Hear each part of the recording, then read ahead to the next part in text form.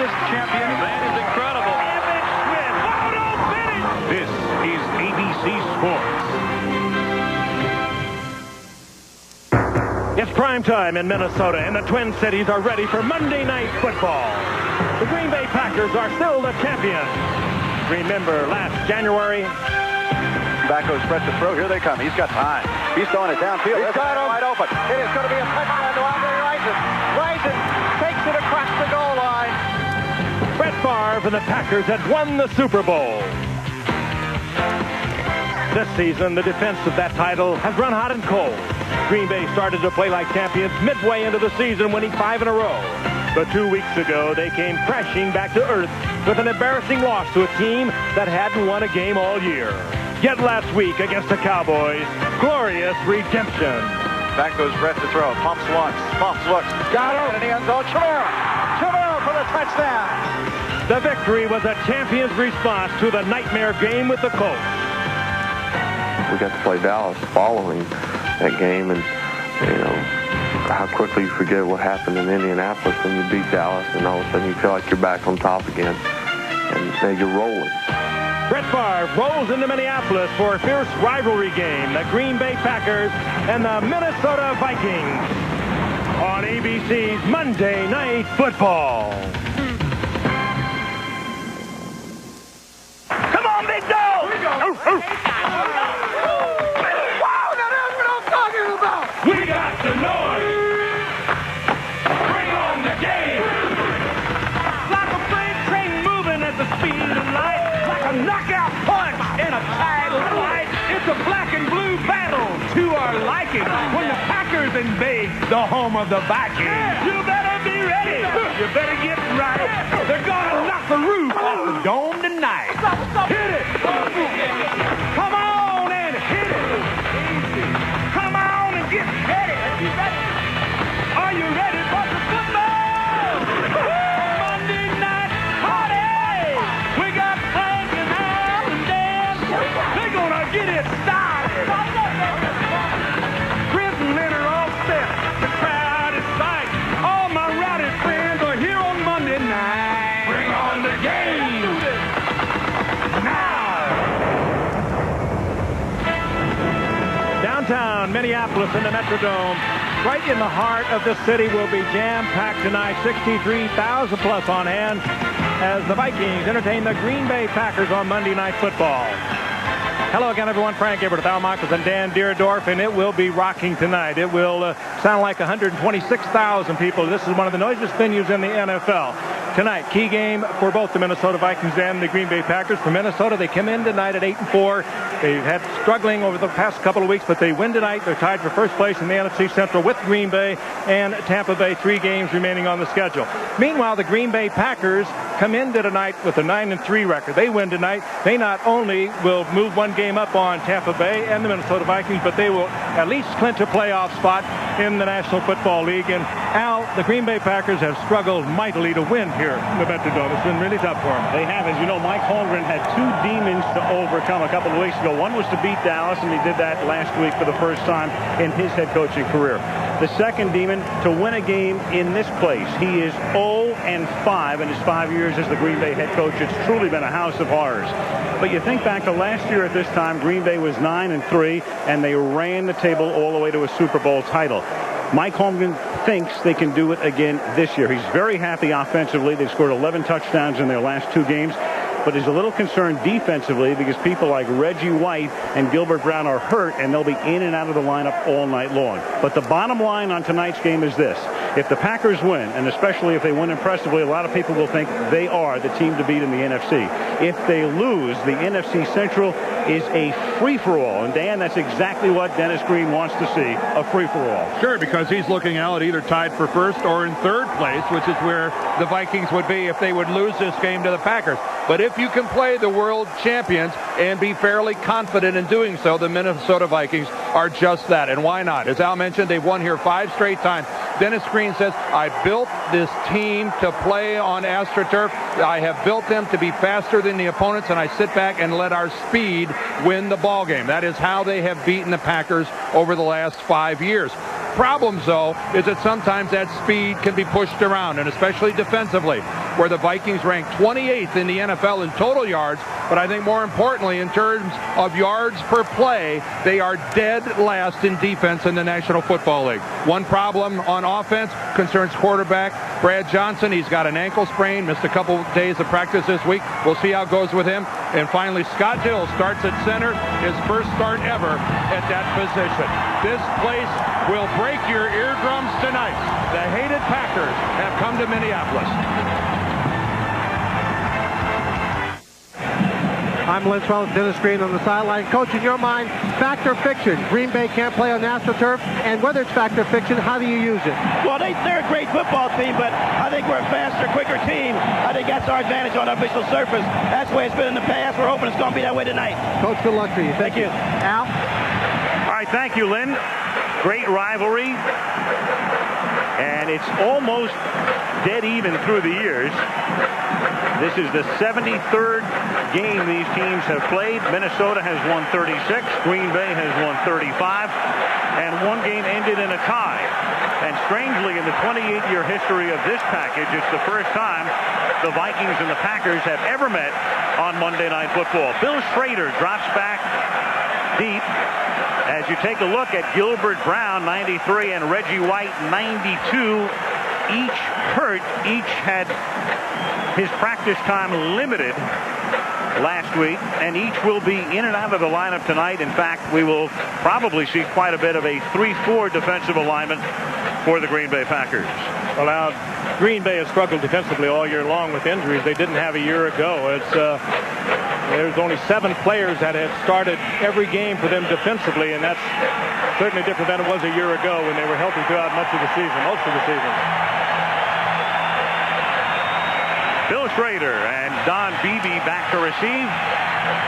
Mitch Berger getting ready to kick off. And here we go from Minneapolis. A bouncing ball that just does get to the end zone for the touchback. A significant difference, because had the ball gone out of bounds at the 1-yard line, they would have brought it back out to the 40. Instead, it's a touchback, and they'll take over at the 20-yard line. Brett Favre, leading the league in touchdown passes with 27, has won back-to-back MVP awards. Dorsey Levens is coming off a 190-yard rushing performance against Dallas. William Henderson, the fullback, Freeman and Brooks outside, Chimura, the tight end. Verba, the rookie, with Taylor, Winters, Timmerman, and Dotson up front. So a rookie left tackle out of Iowa. Favre guns it on first down. Incomplete, deep over the middle, deep downfield for Antonio Freeman, who's covered by Orlando Thomas. Now the Minnesota defensive unit with Dwayne Clemens, their #1 pick in '96, up front with Ball, the great John Randall, and Derek Alexander. The linebackers, Edwards, the former Cowboy, Brady, who's moved around, and McDaniel on the outside. Fuller and Washington, the corners. Griffith, who's been their steadiest secondary performer, and Thomas at the safeties. On 2nd and 10, here's Dorsey Levens through the middle up to the 25-yard line. It'll be 3rd down and 5, tackled by Edwards and Griffith. This is not what Green Bay wanted to do, even though they went with the ball in the air on that first pass attempt to Antonio Freeman. They want to run the football. They ran so well against Dallas, 190 yards by Dorsey Levens against the Dallas Cowboys. They want to run this football tonight, take the crowd out of it if they can. Minnesota, in contrast to that, they would like to stop the run and get the crowd back in it. 3rd down and 5. Levens averaging 4.8 yards per carry out of a split back set with flags all over the joint, and we'll get our first call of the night from the referee, Dick Hantak. False start. Offense prior to the snap. Number 72.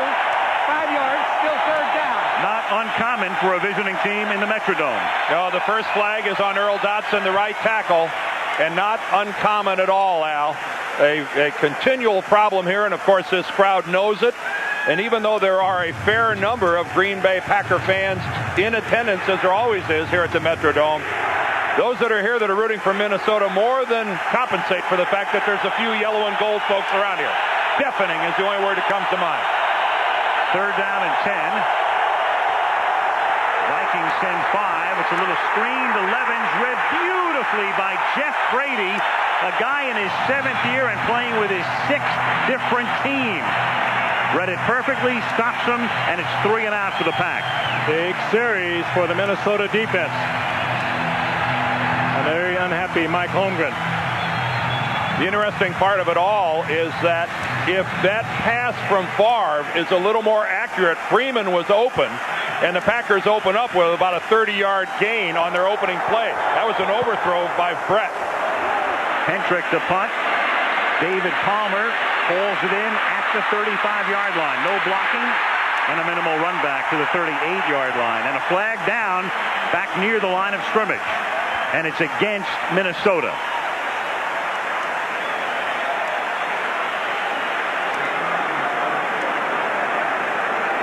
Was it pre-kick or post-kick? Sounds like, or looks like post-kick the way Hantak was signaling.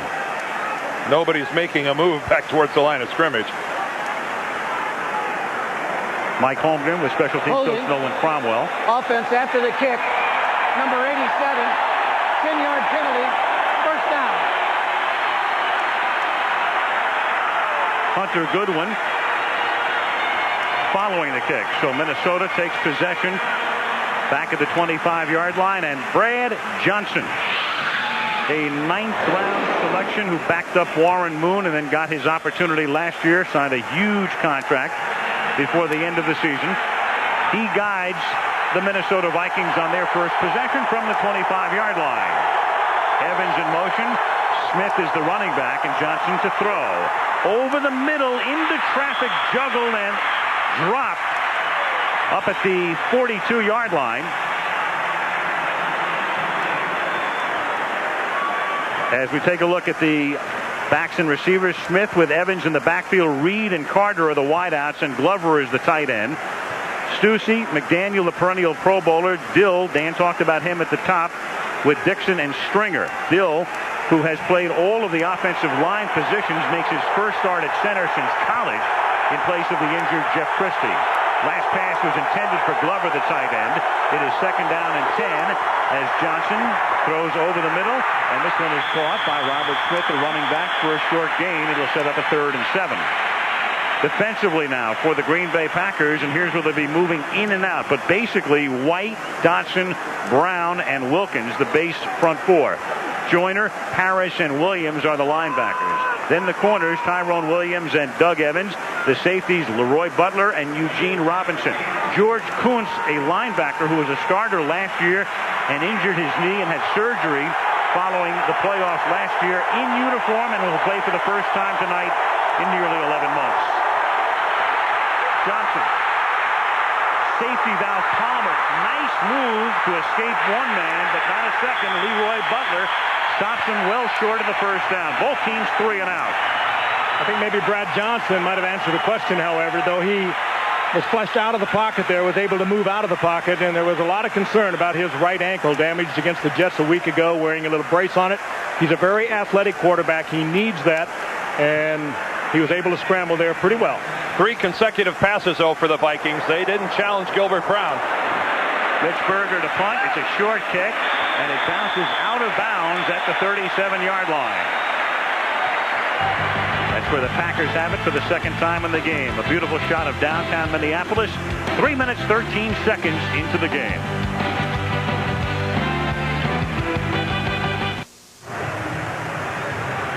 In Minneapolis, the Green Bay Packers, the defending world champions, beginning a 3-game, very tough road trip. Here tonight at Tampa Bay, Sunday, and then they'll wrap it up at Carolina. And then their final game of the season is a home contest against the Buffalo Bills. A look at John Randall, who normally has a field day against the Packers in this stadium. First down, Green Bay from the 37-yard line, out of the eye. They give it to Dorsey Levens behind a Henderson block, and he works his way out to the 42-yard line for a gain of 4. Griffith and McDaniel in on the stop. You know, Al, they run right at him.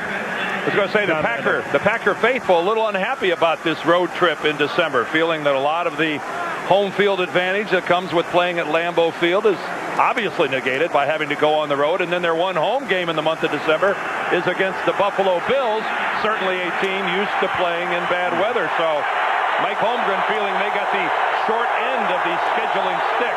2nd and 6 as Levens works his way to the 45, tackled by Griffith, but they do have, according to Ron Wolf, the president of the Packers, or the general manager, 15 to 20,000 Packer fans here tonight. Which is not unusual. It's a border war, as it's called here. And these were Packer fans before this franchise came here in '61, and there are a lot of them still around, and there is a lot of yellow in this stadium tonight. At the 45, no score, 10:40 left in the opening quarter. It is third down and a short 3. And they give it to Levens again, and he runs right into the arms of Ron George. So they stay on the ground, and the Vikings stop him again. 3 and out for the second time. Well, that's just a missed blocking assignment by the Green Bay Packers. 2 guys go on one Viking and leave Ron George unaccounted for. Levens has no chance. Watch this. George just standing there in the hole, completely unblocked. That's a mental error on the part of the Pack. Hentrick to punt, David Palmer to run it back. Palmer's going to let it go, and it bounces at the goal line and through the end zone. So still no first downs in the game. 9:51 left in the opening quarter. No score.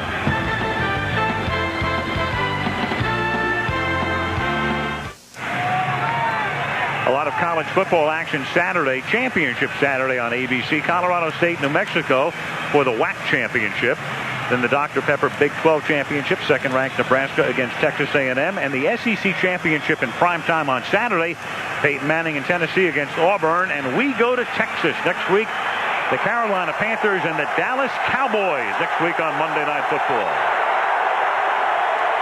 From the 20-yard line, first down for the Minnesota Vikings. Robert Smith, one of the best in the league when he's healthy, for a gain of 9. Hurt his ankle a few weeks back, missed 2 games, but he's come back and he's averaging a sparkling 5.3 yards per carry. That time Minnesota going with the 2 tight end offense and the single back. He is electric. Great speed, great acceleration, spots the hole here, plants the left foot, breaks it back. Big yardage. Well, their first running play of the game had Scott Dill one-on-one with Gilbert Brown, and he got the block and put him down. On 2nd and 1. Johnson throws, and it's knocked down. Nice play by Eugene Robinson, batting it away from Jake Reed. 3rd and 1. Double coverage, and Jake Reed sees a lot of it. So does Chris Carter, the 2 big wide receivers. Jake Reed 6'3", Carter 6'3", both approaching 1,000 yards for the 4th consecutive season. And a good play by Robinson, but that should tell Minnesota something. They're going to have to go to their tight end. He should be, when they're double covering both outside receivers, the big tight end, Andrew Glover, is going to be available. Robinson really saved Tyrone Williams-Bacon. Williams was burned pretty bad on that. Williams made a fine play to save it. 3rd and 1. They put Leroy Horde in the game, the big back, and he can't get the first down. Brian Williams hit him first. Bernardo Harris wraps him up. They're stopped at the 29, and it's 4th down. So they picked up 9 on first down, then the incomplete pass, then no gain, and we're still without a first down over 6 minutes into the game. Well, you want your middle linebacker to scrape off a block. Just a beautiful piece of work by Harris, coming right off someone's heel and coming right in to make the tackle. Perfect play by an MLB, middle linebacker. Mitch Berger's kick. Derek Mays, with not a lot of room to roam, exploits it to the maximum, though, with a 12-yard run back to the 37. 8:32 remaining in the opening quarter. No score in Minneapolis.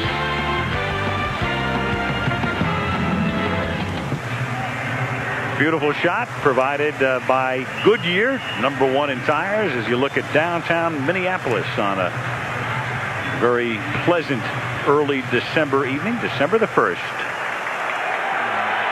And the Green Bay Packers take over at their own 38-yard line.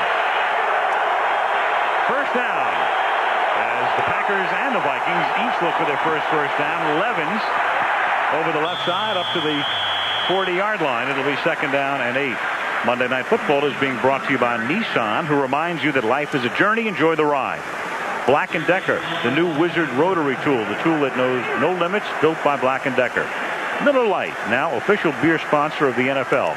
And the Home Depot, America's home improvement coach. Reggie White resting on the Green Bay bench. Second down and 8. Favre throws into traffic. There were 4 Vikings surrounding Robert Brooks, and it's incomplete. Third down. Robert Brooks, because of a little recent concussion problem, wearing a special helmet tonight. Favre has great confidence, and Ed McDaniel getting a hand in there, but he'll throw into a crowd, particularly early in the game. Brett Favre seems to be all fired up for the first few minutes of the football game, and then he settles down. Third and 8. He really settles down when he's at home. Look at that in Wisconsin. 15 touchdowns, 3 picks against Minnesota. In this ballpark, 2 touchdowns and 9 interceptions. Third and 8. Favre guns it, and the game's first down is a big one to Antonio Freeman, who's out of bounds at the 29-yard line. Just great protection for Brett Favre. He stepped up. Freeman was there, and Favre put it on a string.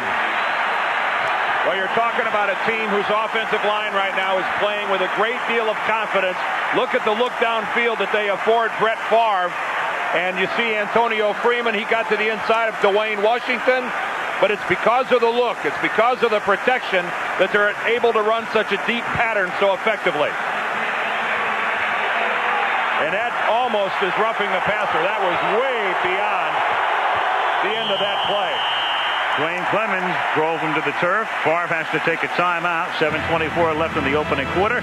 Green Bay nothing, Minnesota nothing.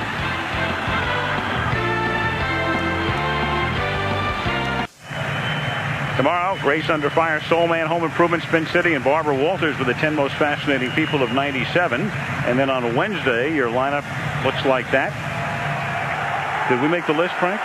I didn't, but Kathy is one of Barbara's 10 most fascinating. Always been one of mine. Tuesday night. In prime time right here, tomorrow night is Dorsey Levens after the timeout. Takes it to the 22-yard line where Jeff Brady makes a stop in the middle. 7-yard gain, second down and 3. I mentioned this offensive line playing with a great deal of confidence, and of course that came from that most impressive performance they turned in last week against the Dallas Cowboys up at Lambeau Field. Levens with 190 yards rushing as a team, 220 plus, and just complete domination, especially in the second half. And they were thought of last year as the weak link of this team. Not any longer. Second down and 3. Working out of the eye, Levens cuts it back inside the 20. First down to the 13-yard line, tackled by Orlando Thomas.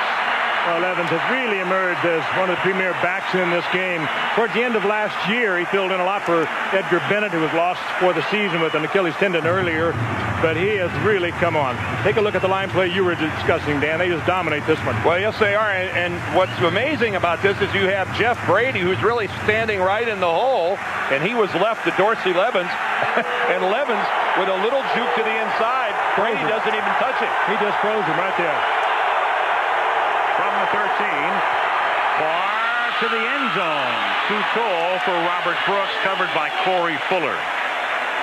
How many 6:02 left in the quarter. How many receivers in the first quarter of a game over his career do you think Brett Favre has overthrown? The first quarter, at least the first half of the first quarter, he usually gives you 1 or 2 of these. Had a receiver open and just had too much smoke on. He's a keyed up football player. That's an adrenaline toss right there. It's a good move by Brooks. He's there right there. Well, he and the Packers settled down. Clearly, most teams score more points in the second quarter than the first. For the Packers, 44 points in the first this year, 134 in the second. Here's Levens. Stop for next to no gain. Tackled by Dwayne Clemens. Certainly a lot of that is because Mike Holmgren starts to get the pace of a game in his play calling.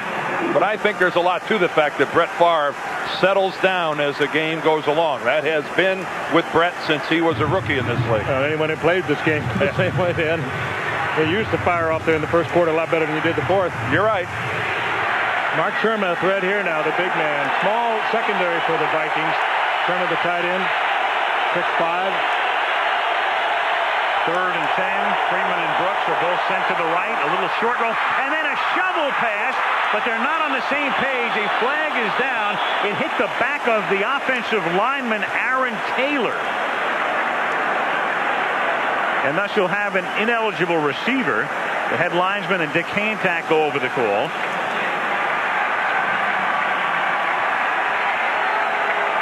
They did have offensive linemen downfield. Little short roll and then a shovel. Strange call. But some miscommunication, and it's going to be 4th down. Illegal touching by offense. A forward pass hit number 73. The penalty is declined. 4th down. That was ugly. Well, you can't blame Aaron Taylor. He was looking downfield to block somebody. The ball's just going to hit him right in the back, right on the right tricep. Alertly, he comes around, tries to get it, but it's an incomplete pass. At that time, it's a dead ball, but it is a penalty. Looking for Levens, I suppose. This is a 30-yard field goal attempt by Ryan Longwell, and that's good. With 5:16 remaining in the opening quarter. Green Bay on the board. Packers 3, Vikings nothing.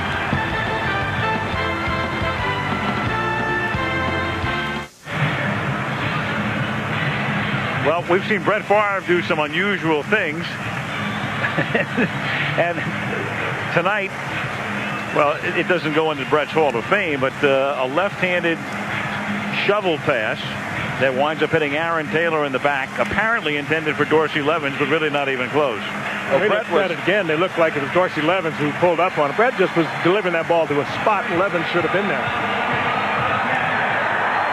Ryan Longwell to kick off. Mo Williams and David Palmer are back. At the 6-yard line isn't David Palmer. Dangerous. All the way out to the 31-yard line. He's taken down there by Mike Pryor. And now Brad Johnson.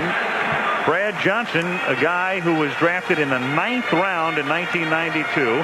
He was a backup at Florida State. He basically played behind Casey Weldon there.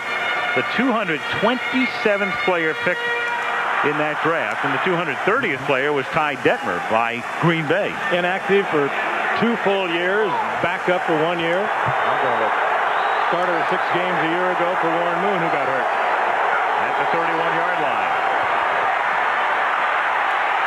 Rolling left, throwing left into traffic, and it is one-hopped and incomplete. Doug Evans with great coverage on Chris Carter. Trapped it. 2nd and 10. And without the injured ankle, I think Brad Johnson would have taken off and run with that football. Not limping, noticeably, but he didn't work until Friday. And they were very concerned whether he was going to be able to work at all. Brian Billick is the offensive coordinator of the Vikings. Fritz Shurmur, the venerable one, the defensive coordinator of the Green Bay Packers. 18 years, the defensive coordinator, 66 years old, still gets it done. Leroy Horde in the backfield. 2nd down and 10. Horde swinging to the outside. Good job by the Packers because they get 2 blockers out in front, and they're able to converge on them. Darren Sharper got there first, and Bob Kuberski finished them off with Gilbert Brown on the bench.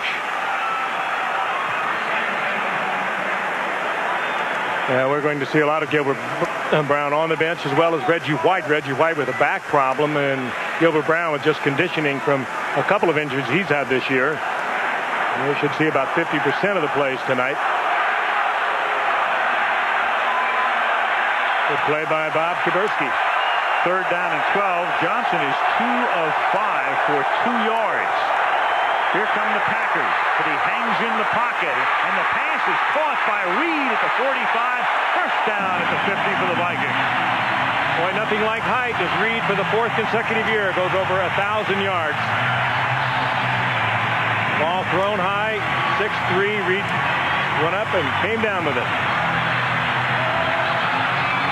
Once again, he's big, 6'3", about 220 pounds. Plays off Tyrone Williams. Uses his height. A great reception. 60th catch of the year for Reed. His running mate, Chris Carter, has 74. 1st and 10 from the 50. Smith is the tailback. Robert has the ball. No gain. Broken up by Brian Williams, the linebacker. 2nd and 10. There's Reggie on the sideline, and in comes George Kuntz, who shattered his knee in the playoff victory against San Francisco, had reconstructive knee surgery, has been rehabbing, and back he comes on the 1st of December. George Kuntz. Well, he probably could have come back a little earlier, but Bernardo Harris, who filled in for him, in the very beginning of the season has played so well for the Packers. And you touched on it too, Al, and even though they're not in it now, but the Pack would like to use a lot of 3-4 tonight. 2nd and 10. Trying to set up the screen. Smith. And he picks up 3. George Kuntz sees some immediate action. Eugene Robinson got in the face of quarterback Brad Johnson on the corner blitz. Eugene Robinson only ran about 25 yards to get to Brad Johnson. Came from his free safety position. Boy, he came from a long way. And this play took a while to develop and allowed Robinson to get all the way in there and dump Johnson. But well played by George Kuntz. That has to feel good to come in and get that lick. Have to run a ways to do it, make a cut, and get to drop somebody. 3rd down and 7. David Palmer is the 3rd down back. They send him out into the flat to the left, and Johnson throws over the middle for the tight end Glover, and Glover does not have control. Incomplete. Now a flag. Got a flag thrown by the field judge. Well, it came in late. He's the guy responsible for looking at the tight end and his release from the line of scrimmage. And against the Packers, obviously. Leroy Butler may have held him up. I think he was trying to hold him up, Al. There he gets his hands in there, not looking back for the ball. Then he's able to strip it. Oh, I'm assuming this happened. Illegal contact. Number 36, 5 yards. Automatic first down. I'm assuming this happened back up the field prior to this point. That'd be interference at that point in time, the contact between Butler and Glover.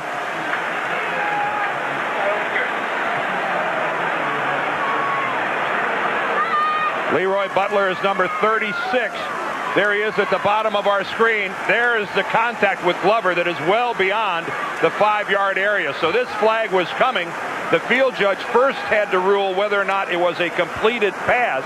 So he stayed with it to that point in time. Once he ruled it was an incomplete pass, then he pulled out his flag and threw it back upfield, up where the spot of the foul was. Well, but Minnesota found the mismatch. Glover's 6'6", Leroy Butler is 6 feet.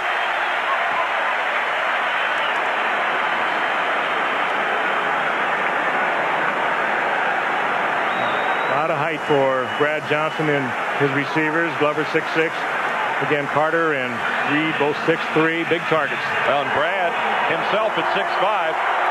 They're all up there in the thin air. From the 43-yard line, they give it to Robert Smith. And he gets a pretty good block from Greg DeLong. They like to line the tight end up in the backfield, Greg DeLong, among other people. And he paves the way for a gain of about 6.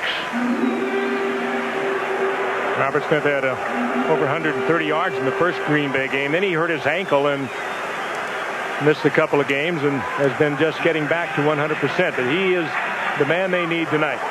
DeLong looking up at the replay board to see just how good that block was. 2nd down and 4. And Smith tries to cut it back and gets taken down by Santana Dotson at the 35. It'll be 3rd and 3 with 1:20 to go in the opening period, and the Pack leading 3-zip. Dennis Green. Dennis Green, through his 6 years in Minnesota, you talk about a coach who can deal with all of the turmoil that surrounds him, all of the things that have gone on around here off the field, with Green, with the team, with any number of circumstances, and Roger Hedrick, who is one of the owners of the team and the guy to whom Dennis reports. But the man can flat out coach. 3rd down and 3. And it's caught at the 30-yard line by Chris Walsh for a first down. Good pick by Brad Johnson. Good throw. Threw it down low. It was either going to be caught, was not going to be picked off. And Chris Walsh goes down low and gets the first down.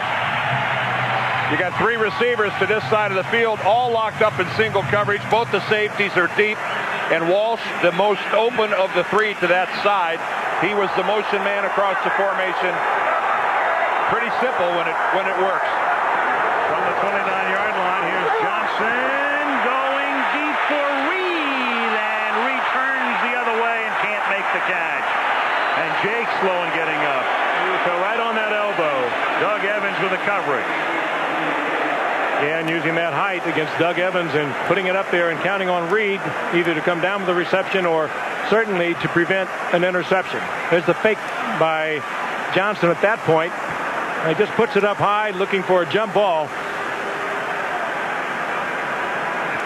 He would have given Reed a much better chance if he wouldn't have thrown the ball where Jake had to pivot and do a 180 to try to come back and make the catch. It's a little more to the inside of the field. Reed has a much better shot at making the reception. 2nd and 10. They give it to Smith, and he picks up about 6, and that's the way the first quarter will end. At the end of 1, Green Bay 3, Minnesota 0. And Monday Night Football resumes after this message and a word from our ABC stations.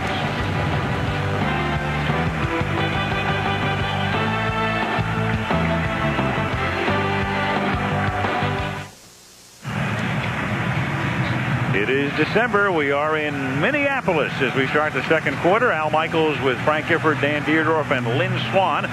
The Green Bay Packers trying to stay on top in the NFC Central. The Minnesota Vikings trying to turn it into a 3-team tie.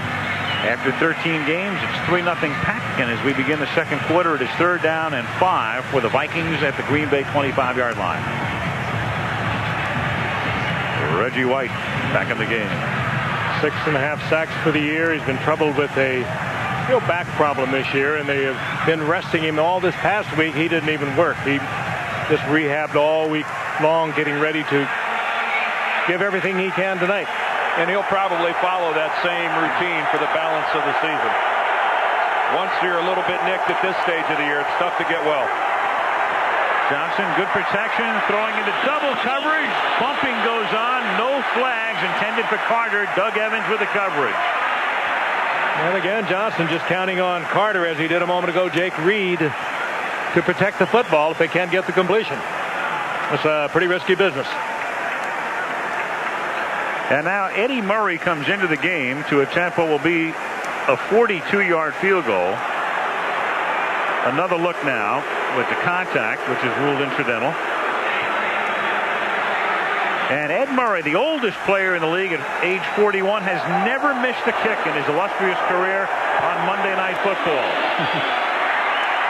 Still hasn't. How many did you make? 19th field goal. 19 of 19. All right, Eddie. And that ties it. 3-3.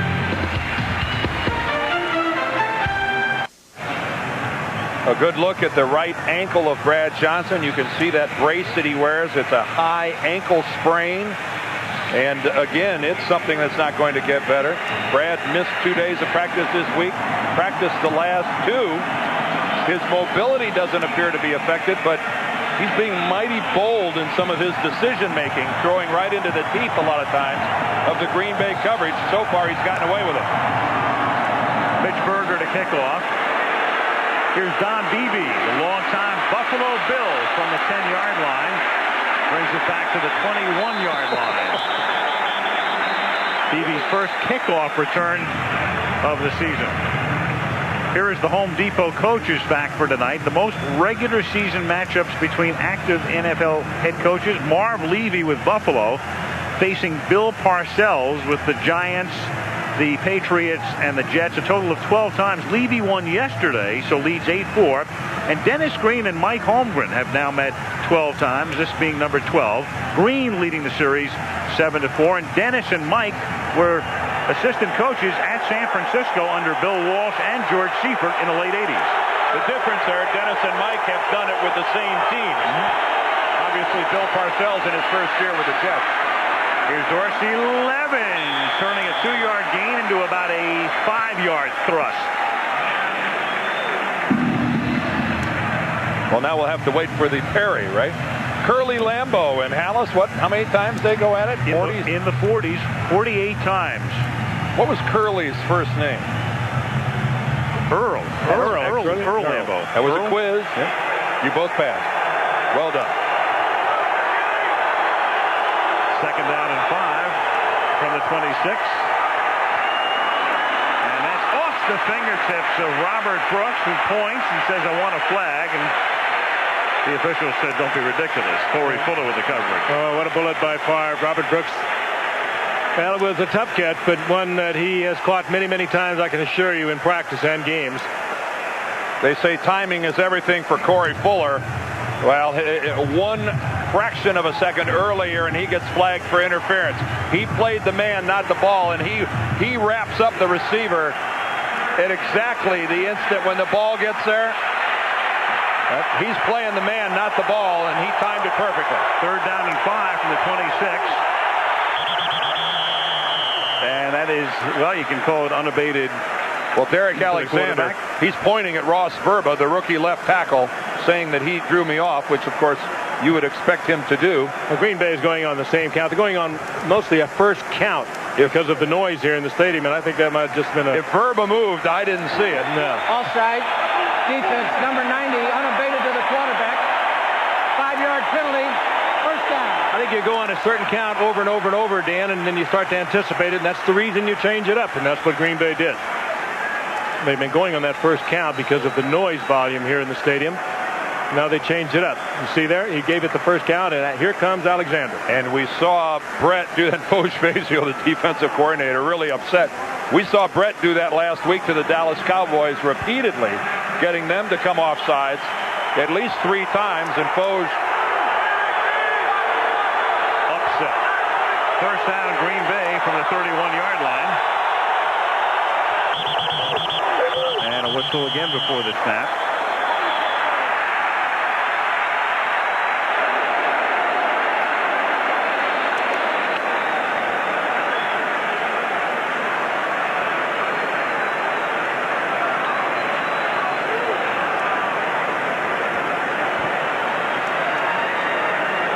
Call by Dick Hanton. Yeah, Dick's been through this a lot. He's one of the most veteran referees in the NFL. Haven't seen him since opening night. He False ref start. the Chicago Green Bay game. Offense, number 52. Moving the ball. Illegal snap, number 52 offense. 5 yards, still first down. Or something like that. What did he do, Dan? I mean, your centers can, they maul that ball nowadays. Well, you're not allowed to simulate a snap. He's accusing Frank Winters of somehow moving that ball. A lot of times a center will flex his forearm, tense it and maybe jiggle the ball a little bit, try to get a guy to come off sides. The ball must have actually slid a little bit on Winters. The game clock to read 14 minutes and 2 seconds. Please reset the game clock to read 14 minutes and 2 seconds. Dick is getting a little picky. It reads 14:01. Yep. Go by the rules. Our little clock reads 14 even. Look what the center can do with that ball. We're turning the dial as we speak. Yeah, first down and 15 from the 26-yard line. And it's Dorsey Levens down past the 30. Starts to stumble. Taken down at the 34. Curly Lambeau's first name. All right, I got one for you. What was Curly Culp's first name? Curly. You're right. You know that. Because I used to watch the Three Stooges. That's right. Because I used to play against him. Sure. Well, I'm glad I didn't know that. I called him Mr. Culp. Mr. Culp. I went to school with Curly. Oh, that's it's right. C-U-R-L-E-Y. Curly Culp. Had a good career. Tremendous wrestler, an NCAA wrestling champion at Arizona State. You bet. Second down and 7 from the 34-yard line. The one time he lost to Dave Porter from Michigan. I knew that would get in. Third down. Mark Chmura, the intended receiver, and Favre goes down hard.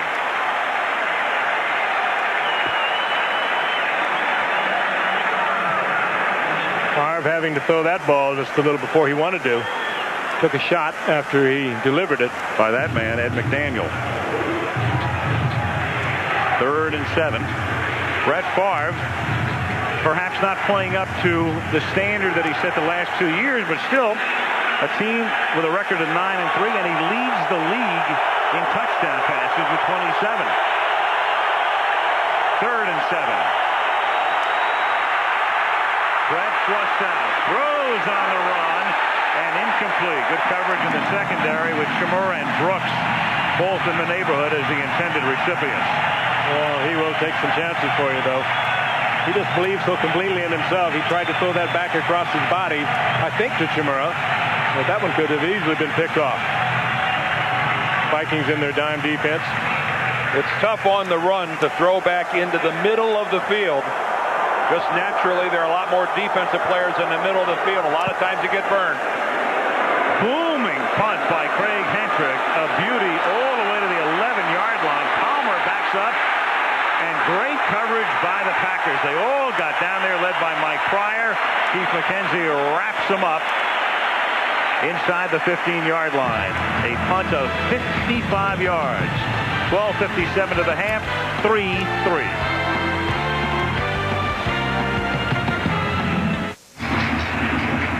Downtown Minneapolis on the night of December 1st. Big battle in the NFC Central where the Green Bay Packers come in 9-3. Tampa Bay has a mark of 9-4. Minnesota comes in 8-4. Pretty even so far. In yardage, time of possession, Vikings have it from the 11-yard line. Robert Smith up to the 19-yard line, and Eugene Robinson makes the tackle. Monday Night Football is being brought to you by Mercury. Go ahead, imagine yourself in a Mercury. Circuit City answers in every department. Low prices all over the store. And Sprint. A wonderful look at the Metrodome here on a really kind of a balmy December night. The temperature in the low 30s, maybe now into the upper 20s, but still, I miss the Met. The Vikes, you really ought to be playing outside.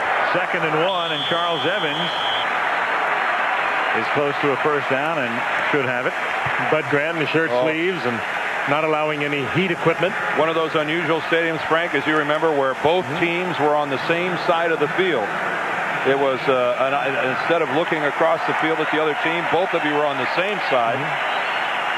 And the stoic one was always patrolling the sidelines. I played in the very first league game played there, Dan, back in 1961. The Cardinals played a regular season game against the Giants. And they were looking to expand into Minneapolis. So Bob Kuberski going out, and Darius Holland comes in. And not a lot of depth, as we've touched on earlier, on that Packer defensive line. Gilbert and Reggie will pace themselves. Gilbert a spectator at this point in time. Gilbert with the bad ankle and just not a lot of stamina, and they're just trying to squeak maybe half of the snaps out of Gilbert. And of course, the warmer it gets inside of here, the more his conditioning is going to come into play. But I just think the hard surface too, as a big man like Gilbert Brown with a sore ankle, artificial surface, not good for that. What do you think those pounds per square inch are down there? 1st and 10 from the 22-yard line. Johnson pressured by Dotson, throws to Carter, and Chris Carter picks up the first down with a nifty little inside move.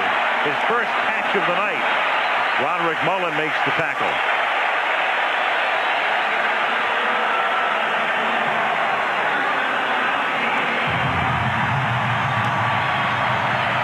Chris Carter, a lot of talk in the Twin Cities about the fact, even though he leads the team in receptions, he hasn't been getting into the game as much as he would like. Terrific block by Robert Smith. And Smith gets the ball, and Smith takes it out to the 43-yard line. His drive, which began at the 10-yard line, up to the 43. Roderick Mullen makes the stop. Smith is so quick off the ball. He just, in 2 steps, he's in full stride and great speed. He ever turns the corner on, he's gone. Yeah, if one of the safeties on some of his middle runs, if there's a missed tackle by a safety, goodbye.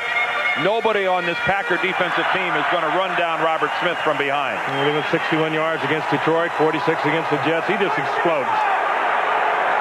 2nd and 1 from the 42-yard line. They'll give it to Smith again, who tries to cut it back. Gets by Reggie White and takes it out to the 45-yard line, where he's hit by Brian Williams, and that's a first down for the Vikings. Working man's first down. Robert Smith going to take that off tackle, saw there was nothing there, hopped back to the inside, saw a little gap, and gets the first down. Let's check in with Reggie White. This time he's trying to come inside Hunter Goodwin, the tight end. Goodwin stays with the block. And that last cut to the inside kind of surprised Reggie, and Goodwin was able to drop it. Leroy Horde in the backfield now. Smith gets a blow, first down from the 45-yard line. They dump it off to Horde over the middle, and staying right with him and not letting him go anywhere is Bernardo Harris, the middle linebacker. Well, that was a one-play breather for Robert Smith. Robert, the back being healthy. He was hurt in the 8th game last year. Missed the balance of the season with a knee, and now this year he got hurt in the 8th game again. Missed the next couple of games with a bad ankle, but now he's back 100%. And Robert Smith, a guy who takes care of the football. The longest streak in the NFL. He's touched it 328 without putting it down. Flags, contact up front. Brian Williams was across the line and knows that he wasn't induced. If there was contact, there was no play. So that's got to be our first ruling by Dick Hantek. Offside, defense, number 51. 5-yard penalty. We keep it down, second down. So the ruling was that there was contact. They're ruling that there was no play, just the 5 yards, and away they go. Comes Williams, missed timing and tried to save himself. Boy, you get that body lean going against you, and it's tough to reel it back in. 2nd and 4 now in Packer territory. Game tied at 3, and Smith takes it to the 45-yard line, and that should be enough for a first down. Tackled by Leroy Butler. Very close as we widen out. We talked about how well Green Bay was running the football in the last few weeks. Minnesota's done all right this year, averaging 117 yards a game rushing the football. It's close enough for a measurement. Dick Hantek takes an official's timeout. And this is the type of a drive that the Vikings have made no secrets about wanting to put together. They think that the longer they keep the ball, the more snaps they run against this Packer defense, the more they force Gilbert Brown and Reggie White to the sidelines. They know that favors them. There's a real lack of depth on the Green Bay front. It puts a lot of pressure on Wilkins and Dotson to try to make big plays. And they pick it up. And more importantly, they just keep this drive churning along. I think they agree with the premise that they are smaller, but they are better conditioned. And as this game grows along, just as you said, Dan, they're going to turn very much in their favor. Well, you know, Frank, what importance do you place upon confidence? And believe that playing the Packers, the Vikings in this building really believe they are going to win, world champions or not. Blitz. And Smith taken down by the blitzing Leroy Butler, who does that as well as any safety in the league. Well, I don't know whether it's a blitz, Al, or he just read the play. But he's very confident. He's done that to running backs with great frequency. Leroy's on this, and he gets right in behind the motion guy and cracks the guard tackle gap. And it's just nobody can react back to that, and Smith is left to die on his own. He's a free spirit out there. I'm sure he saw something during the week. He'd take the gamble. 2nd down and 16 from the 49-yard line. 7:20 to go in the half. And no play. Flags thrown before the snap. Corey Stringer was moving. False start. Offense prior to the snap. Number 77. 5-yard penalty. Still second down. If there's a guy in the NFL that might weigh more than Gilbert Brown, Corey Stringer would be my guy to challenge him. Corey's listed at 353. He is well above that. He's probably closer to 370 than he is to 350. I think Gilbert's probably in that neighborhood. The difference is Stringer's a couple inches taller. And right next door to him is David Dixon, who's listed at 348. 2nd and 21. And Johnson has that one batted down and incomplete. I think it might have just slipped out of his hands, Al. I'm not sure if somebody hit that or if it just slipped out of his hands when he went to throw it. Well, Bernardo Harris thought he fumbled it. He's got the football standing at the 30-yard line. Well, his hand was moving. It was certainly a forward motion. He goes to throw the ball. Well, I don't know. Ooh, and he actually... I don't know. It's his helmet. He lost it. He lost it in the backswing. But recovered by the offense. They are going to rule it. They are going to rule it a fumble. That's a very accurate call. Well, sometimes a center, as you know, Dan, he'll be over the ball, he'll sweat on the football, and he snaps it back, and the quarterback gets a damp spot on the ball. The arm has to be going forward. Well, the arm was going forward. Maybe the ball never went forward. And boy, that's splitting hairs. 36. And Green Bay takes a timeout. Timeout. Green Bay with a their third first down timeout. and 28. Well, Green Bay upcoming. had 12 people on the field. It's a good time to call timeout. Real good time. 6:46 for the half. 3-3 in Minnesota.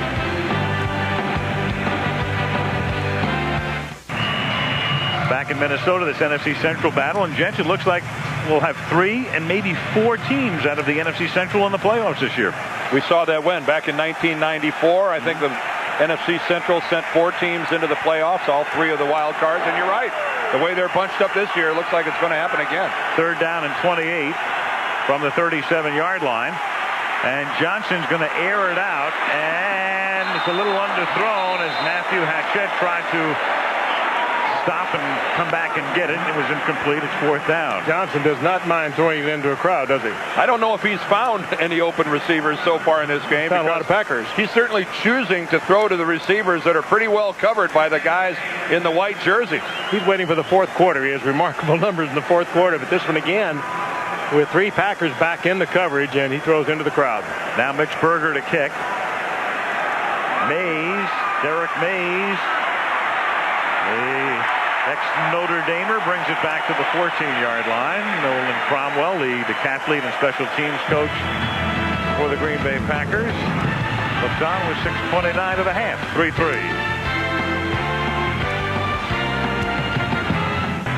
They've obviously never been on a Carnival cruise. Yep. Our congratulations to that young couple. What if their honeymoon up here? They took your suite, didn't they, last night? I hope not. What if it was a Tom Cruise? She might have gone for the Tom Cruise, man. From the 14-yard line as Farm throws, and Robert Brooks breaks the tackle and finally is stopped by Thomas and Griffith, but not until he reaches the 39-yard line. 25-yard gain.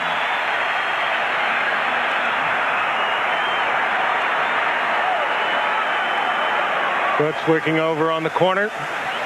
Way off is Corey Fuller, giving Brooks the little hitch at about 3 or 4 yards. He was off 5 or 6 yards, and Brooks able to move inside. Corey Fuller never got within 2 yards of Brooks. That was Brooks' first catch of the game, 50th of the season. First and 10 from the 39. Fake throw at 11s. Now going deep down the left sideline, but out of bounds, intended for Antonio Freeman, covered by Dwayne Washington. We were talking about the Central Division. You have Green Bay and Minnesota and Tampa Bay. They all look like they're going to the playoffs. And the Detroit Lions, with a mark of 7-6, very much in the hunt right now. Pretty strong performance turned in by the Lions and Barry Sanders on Thanksgiving Day. And there aren't many guys in this game that you go out of your way to be there when he's performing. Barry Sanders still is one of those people. I think it's very important for Minnesota to win this one with what they have coming up the rest of their schedule at San Francisco. Right. And if they lose here tonight and go 8-5, they might have a problem. And Green Bay goes to Tampa Bay next week as Clark throws incomplete. It'll be third down and 10, intended for Freeman. Well, that loss, Frank, puts them into a 3-game skid. And, you know, into the 3 games into is when you start looking at yourself and wondering, are we as good as we thought we were? All right, for Antonio Freeman, this was one he was thinking about. He had Orlando Thomas closing rather rapidly. Third and 10, 5.5 to go in the half. Game tied 3-3. 4-man rush. Favre taken off. Brett has the first down, crossing the 50-yard line to the Viking 49. Needed 10, got 12. Well, he'll give you a play when you need it. And that was a big one. Didn't want to throw into that dime defense. In the series before, we saw him throw back across his body. It was very risky. This time he just pulls it down. I'll do it myself. Little pump fake there. Gets away from Brady and slides for the first down. Derek Alexander popped them at the end. First down, Green Bay at the Viking 49-yard line. Now Dorsey Levens tries to move to the outside. Nothing doing. Dwayne Clemens out of the University of California, their #1 choice last year. And we had a shot of Fernando Smith a moment ago. He's hurt, and Clemens gets the start in his place. Yeah, he's really come on to a little disappointment a year ago as the #1 draft pick, but he's had 5 sacks all in the last 4 games. Sherman Lewis, the Green Bay offensive coordinator, could very well be moving on to a head coaching job in the offseason. Yeah, Sherman is among those assistant coaches every year, year in and year out. There are some guys who really come to the fore as assistants, and Mike Holmgren thinks that Sherman is ready right now. A lot of people do. Second down and 12 from the 49-yard line. That's caught. Brooks pays the price. What are they going to say now? They blow the whistle, saying he's down. Down. The official on the far sideline, is saying down, looking for corroboration with that, wondering if anyone else saw the ball come out.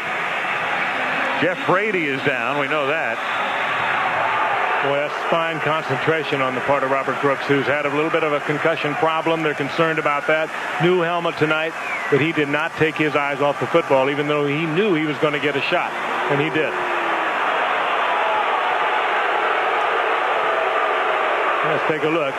Favre drilling it in there. Look at the concentration. There's Brady coming in. He's down when he loses it, no question about that. Yeah, he was down. It looked like his elbow hit the ground, and that popped the ball out. He's sitting on his rear end when the ball comes loose. Very good work by the officiating crew in calling that a completed pass. And Brady is still down. Jeff Brady is a middle linebacker, a persistent sort, a guy we mentioned before. He's the man in his 7th year, 6 different teams. Pittsburgh, Green Bay, played for Holmgren in '92, the Rams, San Diego, Tampa Bay, and now here. Injury timeout.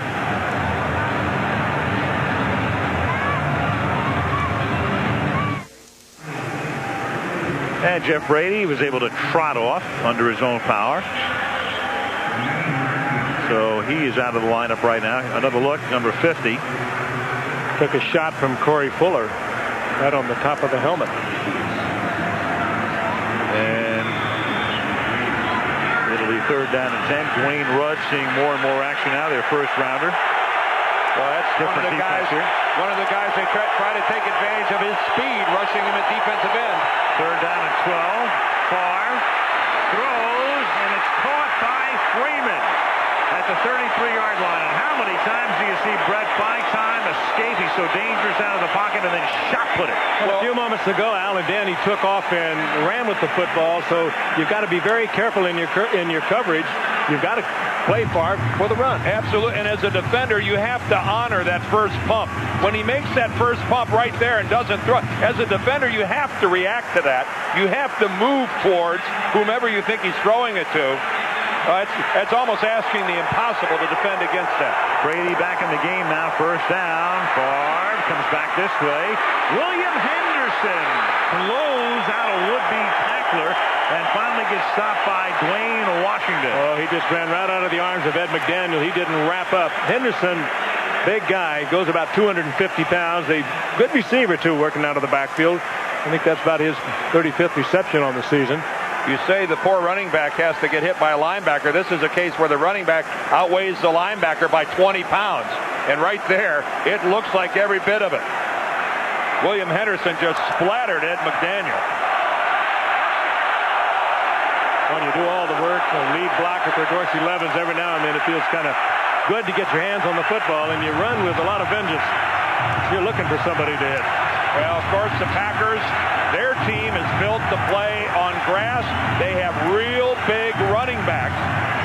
The Vikings, smaller people built for speed. There you saw a case when speed meets power. If it happens head on, a lot of times power wins. Heard so much about their inability to perform on artificial surface, we forget where they won the Super Bowl, the Superdome. Again, an illustration of how the Packers perform on grass fields, whether they're home or away. They perform very well. But on the road on artificial turf, that is a dismal record for such a talented outfit. That's in New Orleans. 0-5 here, and on second and short. Dortch 11s to the 18-yard line. McDaniel stops him. First down, Green Bay on a drive that began at the 14-yard line.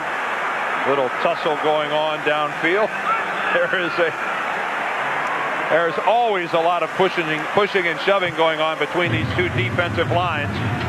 John Randall talks more stuff than any defensive lineman in football. There's a good look at Jerry Ball, an 11-year guy who's been around this league, Detroit, Oakland, a lot of different places, and it's a rough and rowdy and loud group playing for the Vikings. They've moved 68 yards in 10 plays, and now Favre escapes the sack, wobbles one into the end zone, and Corey Fuller had the easiest pick he'll ever see. Wow, how do you drop that? Favre just grabbed his helmet. Why did I do that? How could I do such a thing? Corey Fuller felt the same way about it. Oh, wow. This has not been a stellar drive for Corey Fuller. Remember the tackle he misses up at the beginning of this drive doesn't even come close to Robert Brooks, and then on this is unbelievable. I mean, he has it twice. he's fighting that ball. He had it once, lost it, had it again, lost it again. 4 wide for Green Bay.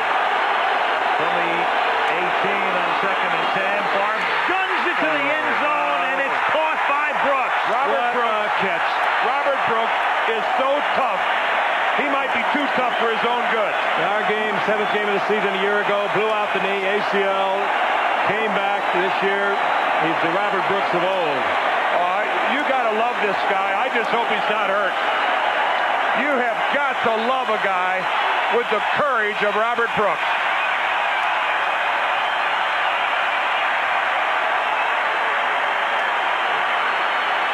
He gets splattered by Thomas as the ball gets there and hangs in here to give Green Bay the lead. Well, you just have to totally disregard the fact that you're going to get hit because you know you are. And Brooks is one of the best.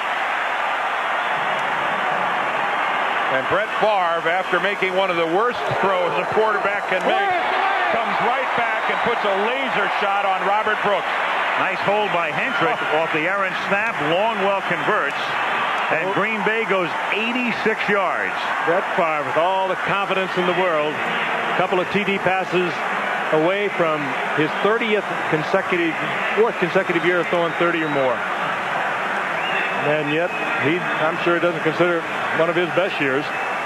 Well, he had 4 touchdown passes last week against the Cowboys. He had 5 touchdown passes in the game earlier this year when they beat the Vikings at Lambeau Field. So Brett capable of racking up big numbers in specific games. But he's seldom made a throw as bad as that one that he threw at Corey Fuller in the end zone that Fuller dropped. Yeah, there's a total disregard for his body, too. And yet, what is this, his 90th consecutive start? Longest streak in the league. Ron Jaworski holds the all-time record. Jaws started 116 games in a row.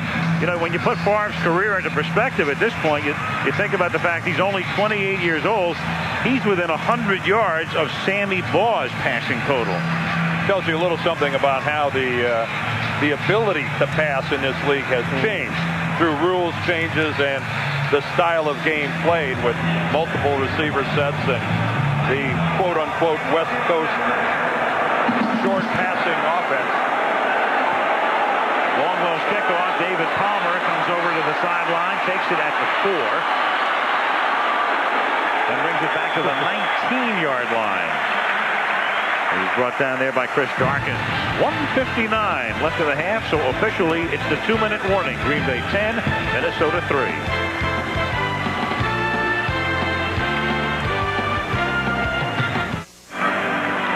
Monday Night Football is live on the web. You can cast your vote for the MVP of tonight's game in the MVP poll online. Tap in at abcnnf.com. If you're online, are you really watching this game? We hope, especially if you have a Nielsen book, we really hope. First down for the Minnesota Vikings at the 20-yard line.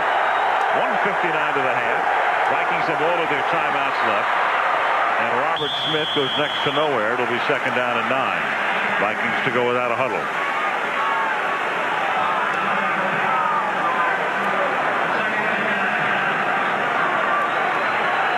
Carter and Reed have each been limited to one catch. Now Chris makes his second, and Carter is forced out of bounds on the 26-yard line. It'll be 3rd down and 4. Evans with the coverage. Doug Evans really coming into his own. Remember on opening night against Chicago in the Monday night game, they lost Craig Newsome on the first play of the year. Tyrone Williams takes Newsome's spot, but this guy, Evans, really had to step it up, and he has. One of the things that changes defense over the entire year is the loss of Craig Newsome and the fact that Reggie White not been healthy, and loss of Gilbert Brown. This is a different defense than dominated the league a year ago. 3rd down, 4. Johnson throws. Carter makes the grab, and that's a first down to the 33-yard line. And Minnesota looks back at Hantak and says, "Give us our first timeout." 1:29 to go in the half. Remember last week, Doug Evans, what a nice job he did, singled up with Michael Irvin in that big win over the Cowboys. He stepped up, played well.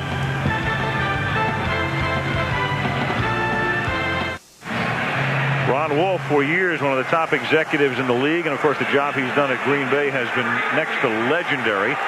Looking on now as his team leads 10-3. First down, Minnesota from the 33-yard line. And Johnson gets sacked from behind by Seth Joyner, the longtime Eagle and Cardinal in his first year with Green Bay. You call this a hustle sack.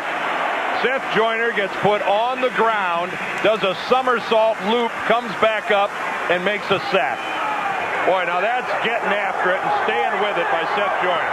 2nd and 15. Here he comes again. This time Palmer picks him up, and Johnson throws low, and Carter makes the catch. It is caught at the 41-yard line. It'll be 3rd down and 2.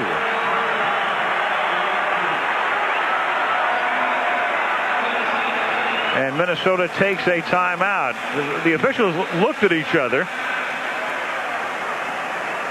Well, he did a nice job of putting his hands down low, caroming the ball back up into his chest. That looked like a mighty good job by Chris Carter of keeping that ball off the turf. Oh, and he knew it. Fisher right on top of him. That was a great catch. Cradle job. Just scooped it up. Again, another look. Those are his hands. Let's go back at the start of this drive when there was a sack by Seth Joyner. Watch Joyner right here. He gets blocked to the ground by Palmer, spins all the way around, and maintains his balance and drives in and drops Brad Johnson. And you pointed out a former Eagle, and the catch a moment ago by Chris Carter, he was a teammate of Seth Joyner's, a former Eagle. 12th year in the league from University of Texas at El Paso, and I'd say that Seth still has a little athleticism left in the old legs. 3rd down and 2. And it's caught by David Palmer, and he is out of bounds. That's a first down to move the chains at the 47-yard line. Brian Billick now sending in the next play. We'll have to work that sideline with 56 seconds remaining. They have one timeout. Vikings got the horn working there in the background. They got this guy that toots this Vikings horn, and some of the Packers have said they've even grown accustomed to it. They kind of like it. Adds a little ambiance to the Metrodome. It does. First down from the 47. Johnson for Reed, and it is taken away, but out of bounds. Mike Pryor picked it off, but out of bounds, juggling it on his way to the chalk. And Johnson again throws into the coverage, depending upon this man, Jake Reed, to prevent the interception, and that time Pryor came down with the football, but out of bounds. Well, the one thing that's apparent here in the first half is that Chris Carter and Jake Reed are really having trouble separating themselves from the Green Bay secondary. Williams and Evans and Robinson and Butler and Pryor, these guys are smothering the Vikings receivers to this point in time. 2nd and 10. Whistle.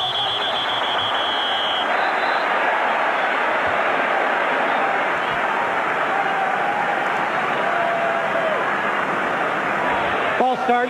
Andrew Glover. Offense prior to the snap. Number 82. 5-yard penalty. Still 2nd down. That's supposed to happen to the visiting team, not the home team.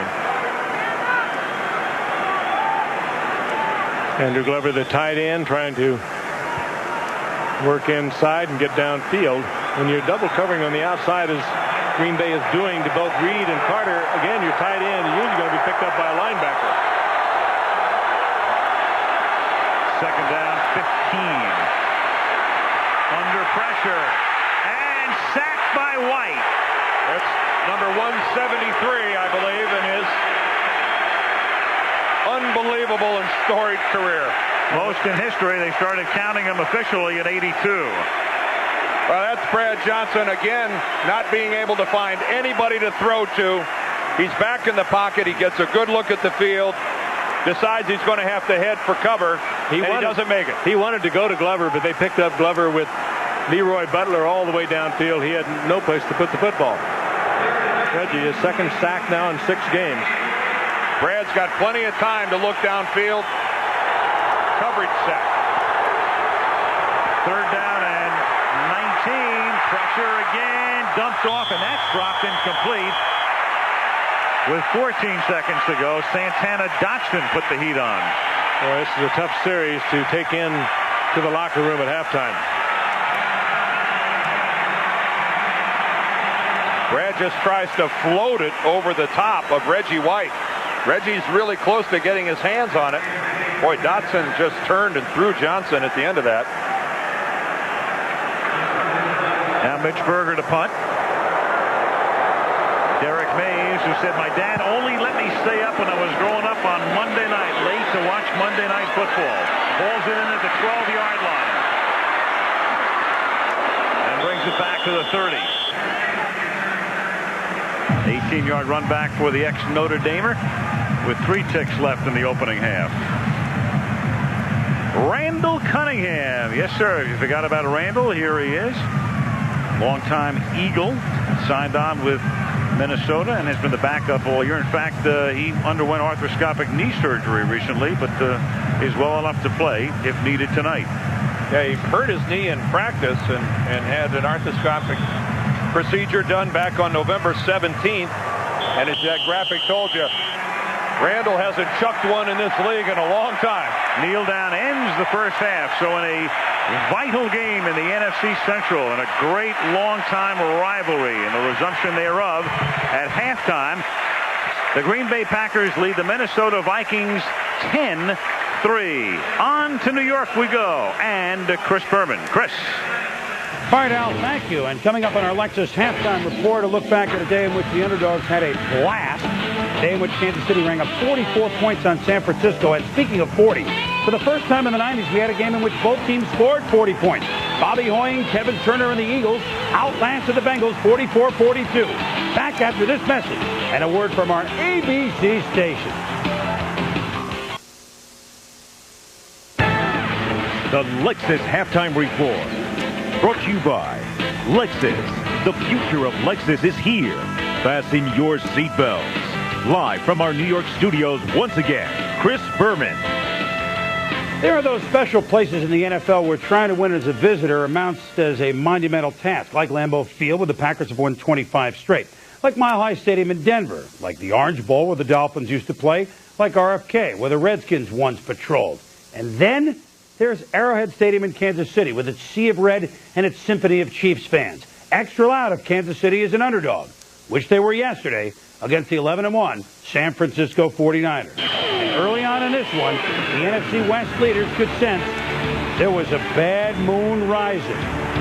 Rich Loose Gannon to Andre Rison.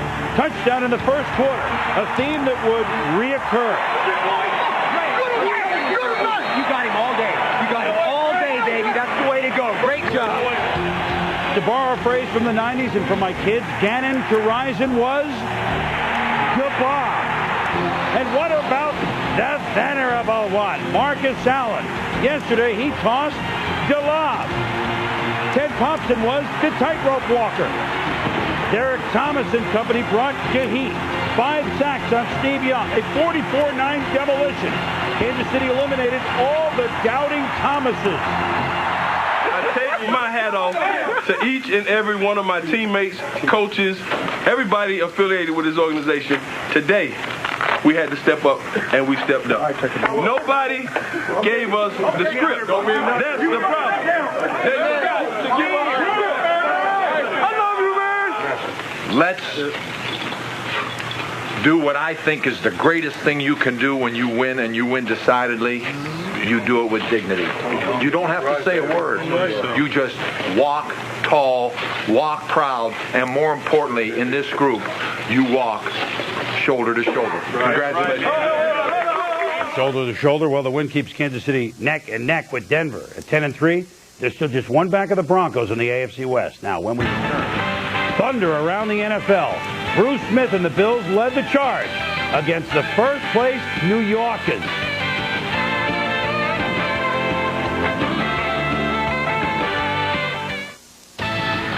Monday Night Football is live on the web at abcmnf.com. A tough defensive battle in Minnesota. A goalies duel, if you will, in the Norris division. Green Bay 10, Minnesota 3 at the half. If you're having trouble getting a handle on this season, you're not alone. In Buffalo yesterday, the Bills and the Jets at times resembled the Keystone Cops more than divisional rivals. Until there was a fourth quarter explosion. Todd Collins, 10-10 game, hung in there just long enough before the Jets lowered the boom. He found his tight end, Lonnie Johnson. He in turn lowered the boom to Victor Green, 62 yards. The Bills beat the first-place Jets 20-10. Buffalo has circled the wagons against the Jets 6 straight games. On to the desert, 20-20 tie, overtime, Pittsburgh against Arizona. Jerome Bettis, boom, his third touchdown of the day. Only the first man to score 2 touchdowns in overtime in one season. And afterward, after the 26-20 win, Bill Cowher only more than happy to hop on the bus gut. Tampa Bay at the New York Giants. Mike Allstott. The Bucs in good hands with Allstott. A first-half touchdown, but New York was done in by the running of the rookie Warwick Dunn. 120 yards, some of the circus variety. The Bucs leveled the first-place Giants 20-8. And the Bucs now, with just one win in any of their remaining 3 games, will make the playoffs for the first time since 1982. They host these Packers next Sunday in a rare big December game at the Big Sombrero. Al, we go back to you in Minneapolis. The Bucs, I think, rather interested viewers in tonight's game.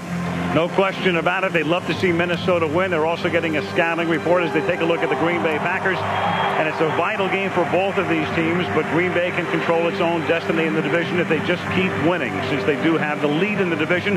And with the game tied 3-3 tonight, Brett Favre really took over on an 86-yard drive. Remember, it was 3rd down and 10 at one point, and Favre took off, picked up 12, got the first down.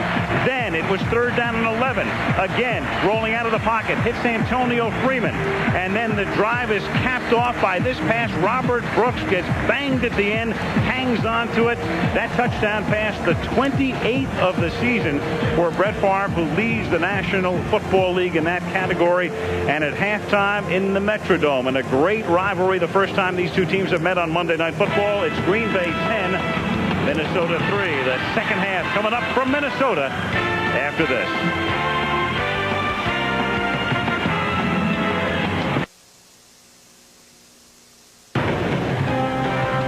ABC's NFL Monday Night Football, brought to you by Ford and your Ford dealer. Have you driven a Ford lately?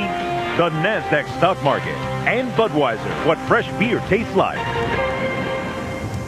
Start the second half.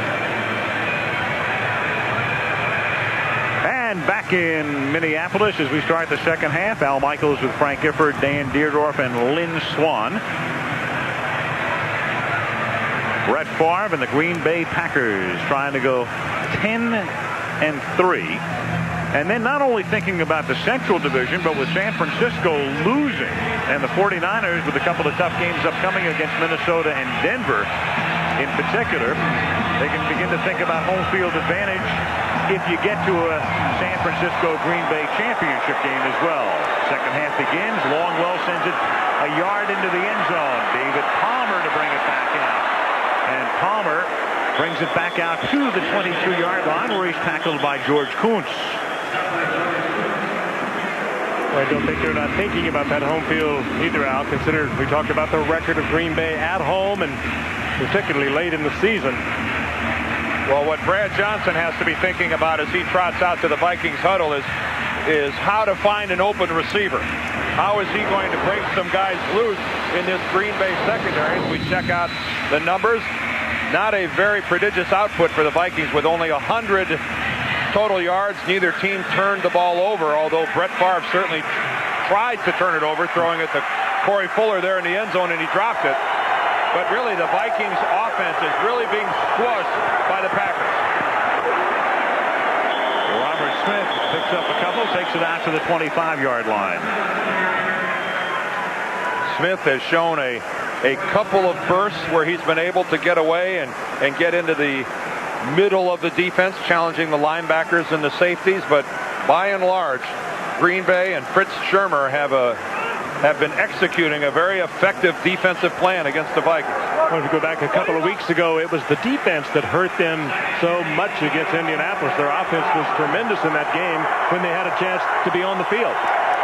Second down at 8. Johnson throws, and Doug Evans comes up with the ball. Takes it away from Chris Carter.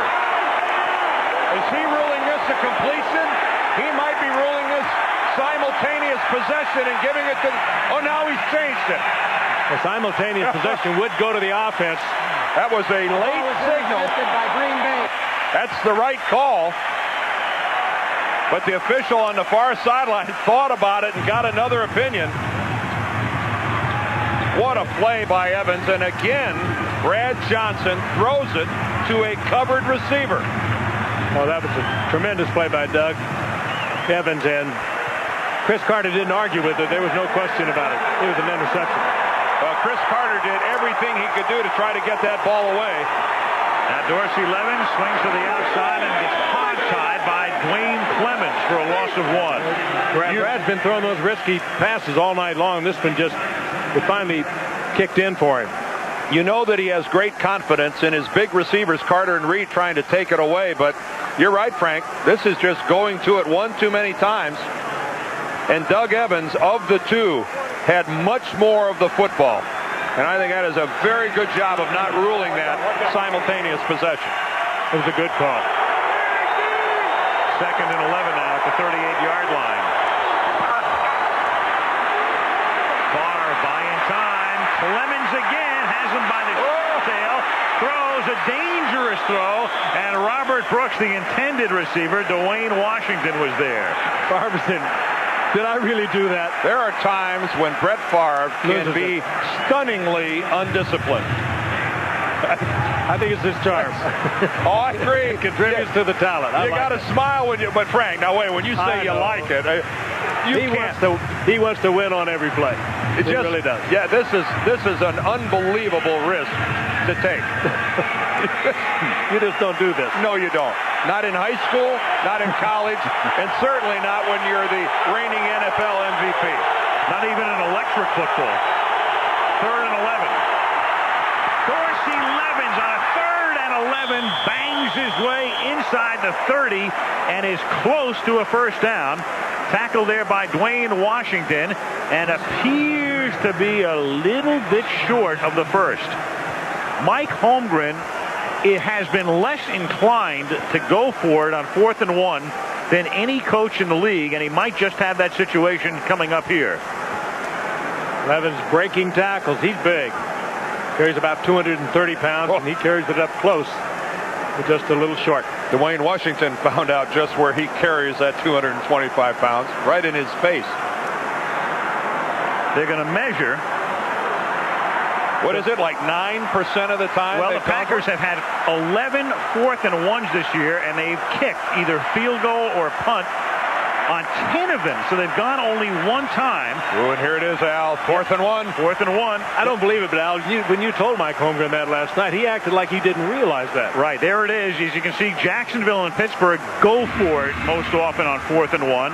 Green Bay, by far, least often. Now you have to wonder if a lot of those times they're not protecting leads. You know, they maybe have a 2 or 3 touchdown lead, and it's just not very important. Or are we going to get a hard count?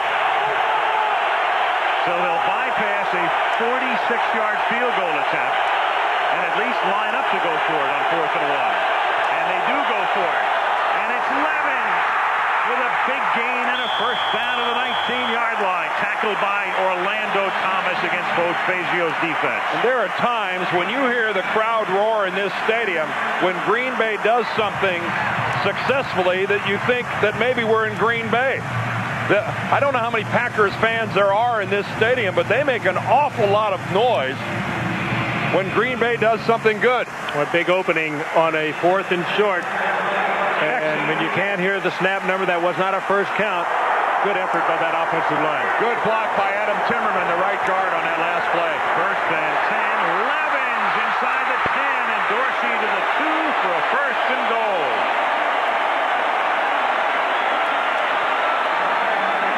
Levens maybe could have taken it outside and picked up a block and gone in, but he just put the head down and bowled his way. Well, Levens floats out of the Packer backfield, and nobody comes out late from Minnesota paid much attention to him. When he caught that ball, there wasn't a Viking player within 5 yards of him. Good shot at the end by Robert Griffith. He'll hit you, Griffith, though. That was way too late, though. 82 yards from scrimmage for Levens tonight. First and goal from the 3. Dorsey again.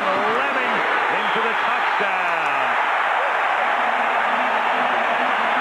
Well, that is a drive where the Packers just physically mauled the Vikings. Every time that there was a physical confrontation on that drive, it was won by somebody from Green Bay. Beginning when Evans took it away from Chris Carter with the interception.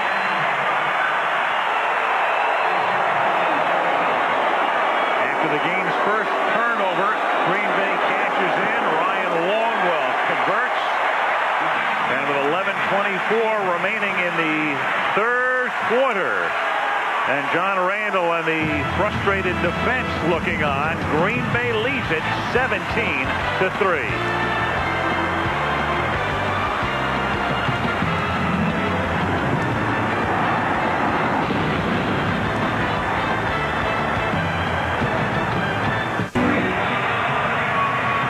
Soul of that defense, John Randall, going over the pictures. You haven't called him out much tonight. No, they've done a nice job on him. David Palmer takes the Longwell kick, skirts the sideline, and is out of bounds up at the 33. 11:13 left in the 3rd. The Packers leading the Vikings by 2 touchdowns.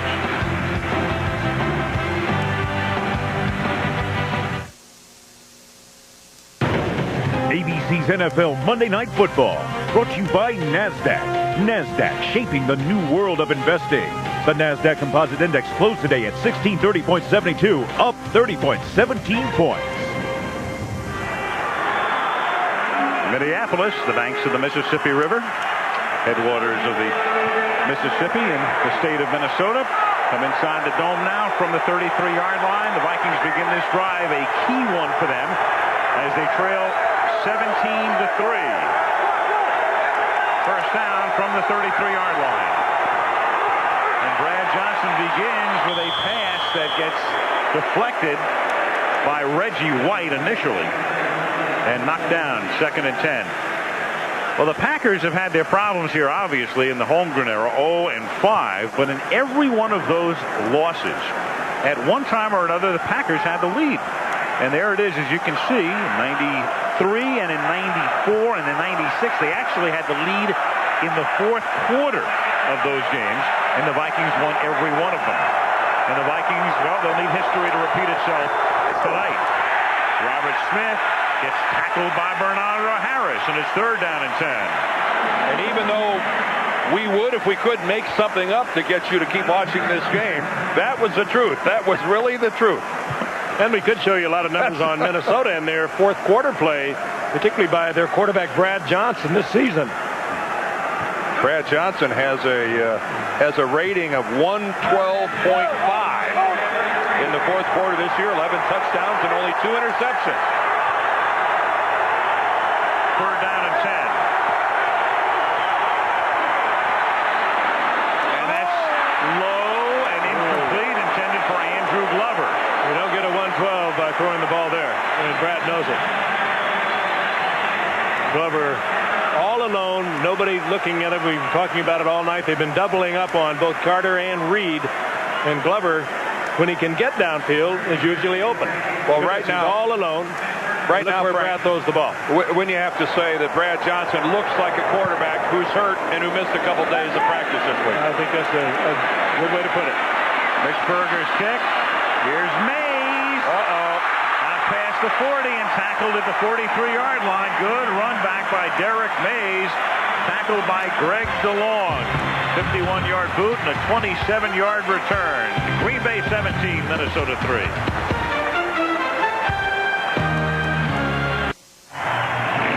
Big college football tripleheader Saturday. The WAC championship, the big WAC shootout. Colorado State against New Mexico. Then the Big 12 championship, Nebraska against Texas A&M, brought to you by Dr. Pepper. And the SEC championship, it'll be Tennessee and Auburn. And then we go to Irving, Texas next Monday night.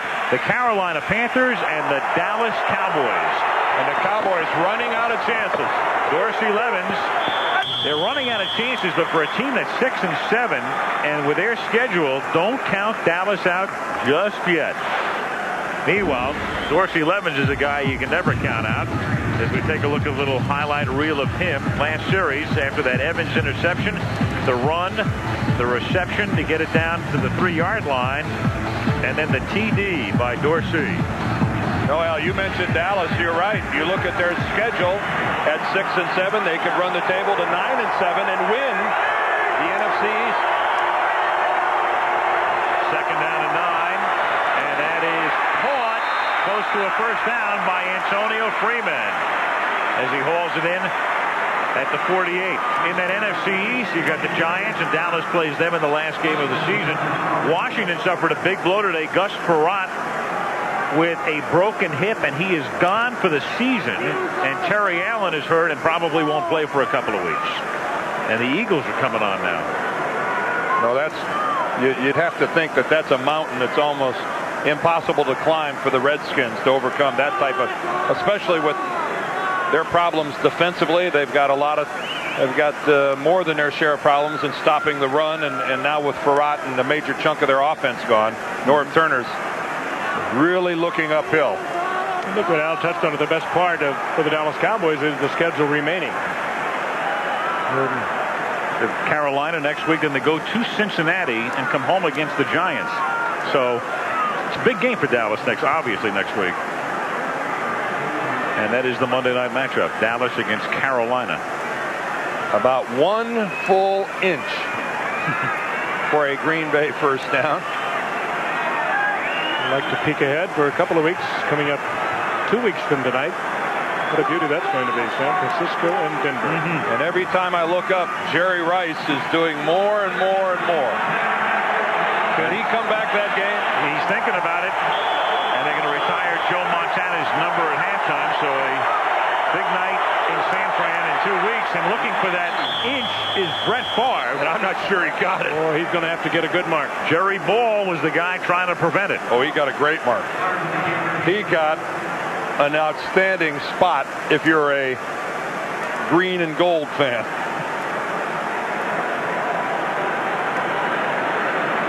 That ball only got up that far because Brett really reached out to get it up there. The initial surge, it looked like it knocked him backwards.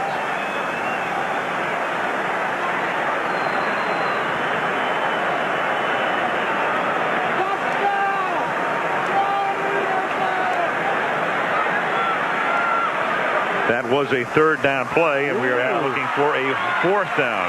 And he was lucky to get back to that close. That surge was won by Minnesota. And even though they went on fourth and short a while ago, leading 17-3 at midfield, you bring in your punter. Playing a field position game right now is Holmgren. And who can blame him? No. Wait. From what Minnesota has shown offensively tonight, I'd make them go the length of the field as well. Exactly. If you don't make it, it gives Minnesota the boost that it's desperately seeking at this point. Craig Hentrick to punt. David Palmer back to receive it. See, there's one of those 4th and 1s they didn't go for. And wisely, fair catch called for and made at the 8-yard line by David Palmer. So they'll force him to go 92. 9:11 left in the third. It's Green Bay 17, Minnesota 3.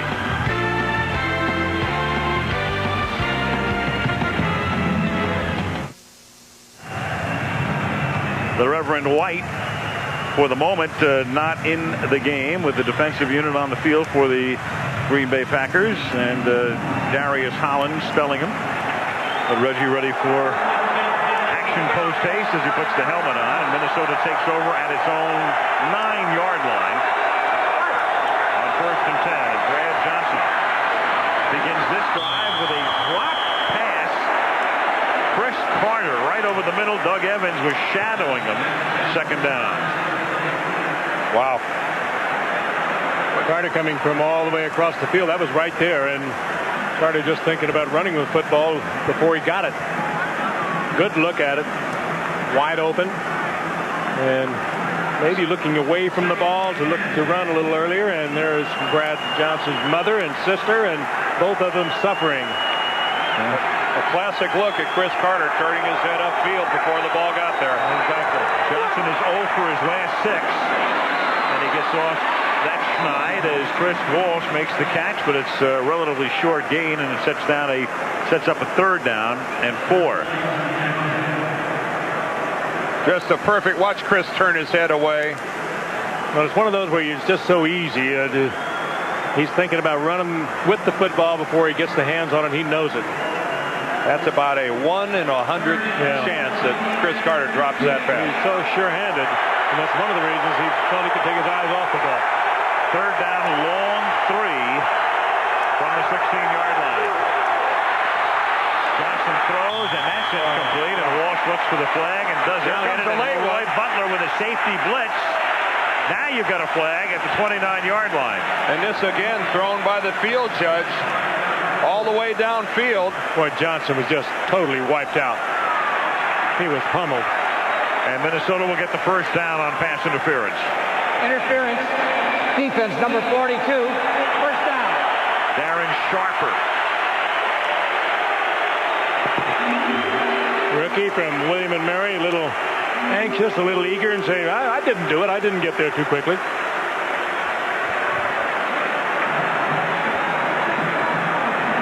You'll see him come into the picture on the left side, and down goes Brad Johnson in the arms of Leroy Butler.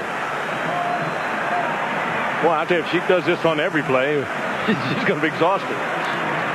Man, some pretty good facial expressions there, right? 1st down, Minnesota from the 22-yard line.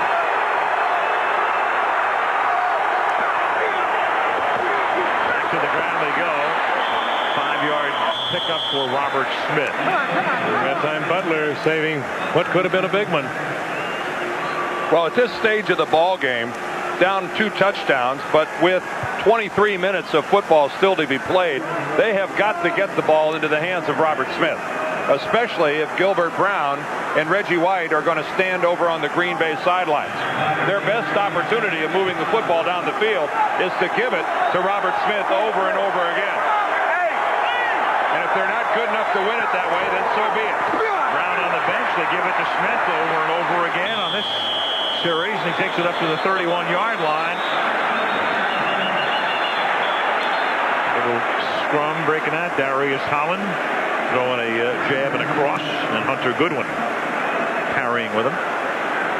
Darius, those are some heavyweights too, I might add. Clapping his hands as well he should, because he's lucky he didn't get flagged. Darius about 320 and Goodwin about 275. Holland is the guy that's subbing out at defensive end for Reggie White. He's really a much better defensive tackle, playing out of position out on the end. But that's what the Packers are forced to do, real thin on the defensive line. 3rd and 1. They send Carter in motion the other way. Just do get the play off, and the pass is an errant one. Intended for David Palmer. 4th down. Well, more and more I agree with you, Dan. think Brad Johnson is covering it very well, but he's not throwing the ball well. He's throwing into coverage. He's throwing it low. He's overthrown receivers. He's having a terrible night. Well, he's not stepping into his throws, Frank. That was a classic look of he had his feet parallel and didn't step. Watch his feet. See that? He didn't step into that ball at all, and that's why he threw one low and away. Berger's punt takes a high kangaroo hop, fielded by Mays at the 24, and he brings it back out to the 36. So 6:51 remaining in the third, and a vital game for both teams. It finds the Packers leading the Vikings 17-3.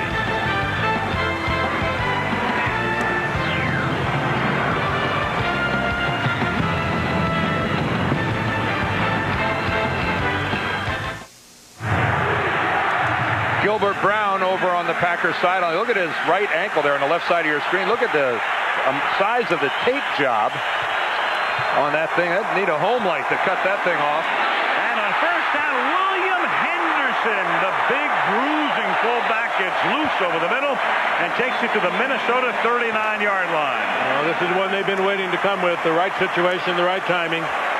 Henderson with his second big catch of the night. The big man who's usually the lead blocker for Dorsey Levens. Wide open. They try to pick him up at the linebacker, but well thrown, too. They try to cover him with Brady, number 50. The Favre laid it in there beautifully.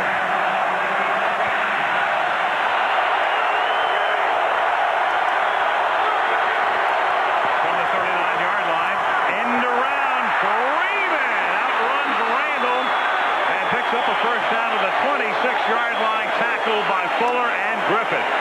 14-yard gain on the back of the playbook. You got to love these wide receivers for Green Bay. Antonio Freeman and Robert Brooks, they are totally reckless with their bodies. They'll go in, total concentration on the ball in catching the football. And then on the end around right there, Freeman just putting the head down, getting the extra yardage. Total disregard for the body. And that will really slow down a fast team in their pursuit. All of a sudden, the guys on the backside are all staying at home now. Now Levens swings to the outside. Steps out of bounds after a short gain to the 24-yard line. Run out by Torian Gray, who's in there for the moment. Orlando Thomas is on the bench with leg cramps. Dennis Green watching his team now in peril of going down to a third consecutive loss and a trip to San Francisco upcoming. What's the name of his new book? No Room for Crybabies, and it's quite a book. I have to tell you, I mean, you've heard a lot about it, and a lot was written and talked about in regard to Dennis's musing about buying the team and potentially suing the other owners. As Levens gets tripped up, but it's a chance to read a few chapters today. And Dennis Green is the kind of guy that, in the words of our old colleague, he tells it like it is. It makes for very good reading. They'll tell you, there's been so many things said about me and so many lies told about me. I wanted to set the record straight, so this is the way I see it. Talking about growing up with his 5 siblings in Harrisburg and the fight to become the head coach first at Northwestern and then to Stanford and now here at Minnesota. Quite a good read. Third down and 9 from the 24-yard line. And timeout is called.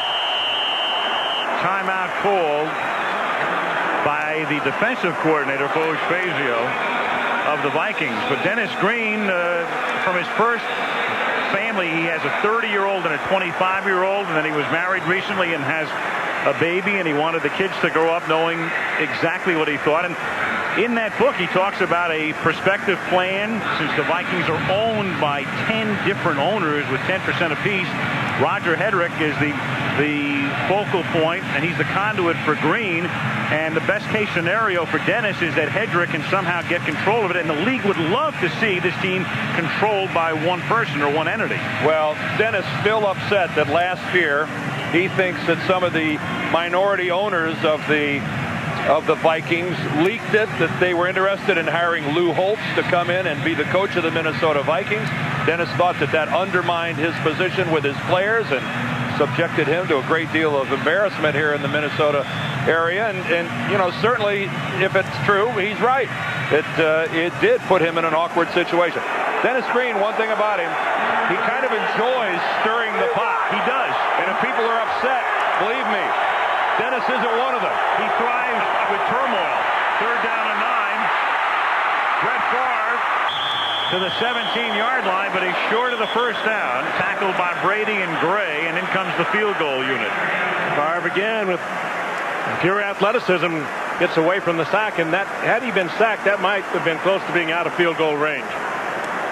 So he perhaps saves an opportunity for 3 points. Certainly makes it a great deal easier for Longwell, who's having a tremendous year. 35-yarder. Remember, they drafted Brett Conway out of Penn State, but he was hurt, and Longwell, a free agent from Cal, got the job, but that one bangs off the upright. Really banged off the upright. Shook the goalpost. Sounded like it cracked it. Nolan Cromwell, the special teams coach, knowing that that was nothing special. 3:43 left in the 3rd, and the lead remains 14. Tiger Woods did this off the tee a couple times yesterday in the Skins game. This is just a good old yank hook to the left. That is a solid hit on the upright. No carom forthcoming there. Well, this is as close to a break as Minnesota can get. Can they do anything with it?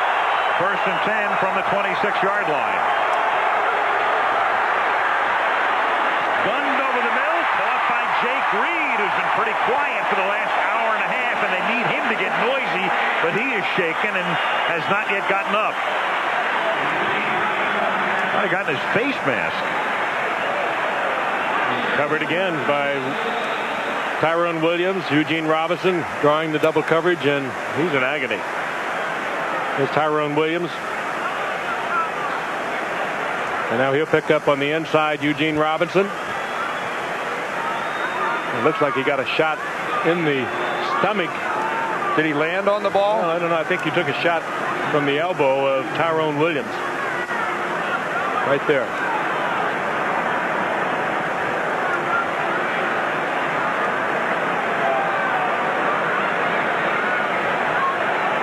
Jake Reed tonight with 2 catches. Last week he had 150 receiving yards in the loss to the New York Jets. Yeah, 8 receptions and a couple of touchdowns. An awfully productive day for Jake. And he's their big play guy. He averages 17 yards a reception. And again went over 1,000 yards for the season tonight. 4 consecutive years that he's done that. And Chris Carter is very close to it. Jake, of course, played for Eddie Robinson at Grambling, who coached his last game this weekend, and anybody who's ever had anything to do with this game of football owes a debt of gratitude to Eddie Robinson and an acknowledgement of his accomplishments. Unbelievable career. We'll miss you, Coach. 1st down, Minnesota. Chris Walsh comes in for Reed from the 44-yard line. With more than 3 minutes to play in the period, Carter makes the catch, and he's run out by Evans and Butler out at the 49-yard line. Good blitz break there between Brad Johnson and Chris Carter. The Pack, who did not blitz that much tonight, trying it there. And good read between Johnson and Carter. You see that here it comes from the inside. Good man coverage on it. And you got Butler matched up with Chris Carter. You like that? Well, at least Minnesota has finally made it into Green Bay territory. 2nd and a long 2, and they give the ball to Charles Evans, the seldom used fullback, seldom used as a running back anyway. Well, the difference here now is that Gilbert Brown is in the lineup, and running between the guards is going to be nigh on to impossible with Gilbert on the field. There he is, the second one up, lined up right across from David Dixon. That is about 700 pounds worth of guys locking horns, and Gilbert didn't give an inch.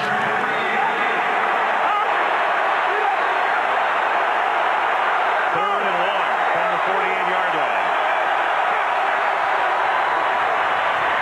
Johnson rolling under pressure, has to dump it off, and it's going to be 4th down. Brian Williams put the pressure on. Terrific coverage. The roll had 3 receivers, and all 3 of them were covered. But look at Brad Johnson when he comes and tries to stop at the end of this rollout. He's not able to plant that foot and make any kind of a cut. He's virtually useless in any type of a rollout situation. And I think he's limping there for the first time tonight. And it was painfully obvious there that Brad cannot make any type of a sharp cut. Well, that's part of the threat of that play is for him being able to run the ball. He obviously couldn't do it. And a 4th and 1 with 17 minutes to go in the game and down by 14. And this was an interesting choice for Dennis Green, but he made it immediately, decides to punt, and the kick goes out of bounds at the 2. There's a payoff. That's a good decision. Yeah, even if this would have gone into the end zone, at this stage, there's so much time left to play. There's just no way you can turn it over to the Packers at midfield. And now the defense for Minnesota maybe has their season on the line. Well, and what has Dennis Green's defensive teams always done over the years? They have forced turnovers, and they've done their fair share of scoring. Meanwhile, the Monday Night Football fact brought to you by Prudential. The Packers with only 3 players on their current roster picked in the first round. Aaron Taylor, John Michaels, who is inactive tonight, and Ross Verba. Taylor and Verba are starters. Amazingly, all 3 of them offensive linemen. Incredible. Only 3. Remember last week we had Oakland with 18.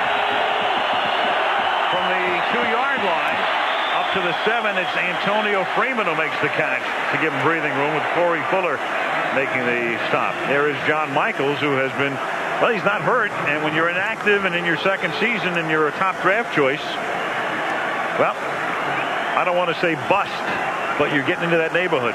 Well, it's time for John Michaels to produce. He lost his job to that guy, Ross Verba, who's probably going to end up playing guard in this league. He's physically more suited to play guard, but he came in and locked onto Michaels' spot at left tackle, and he just won't give it back.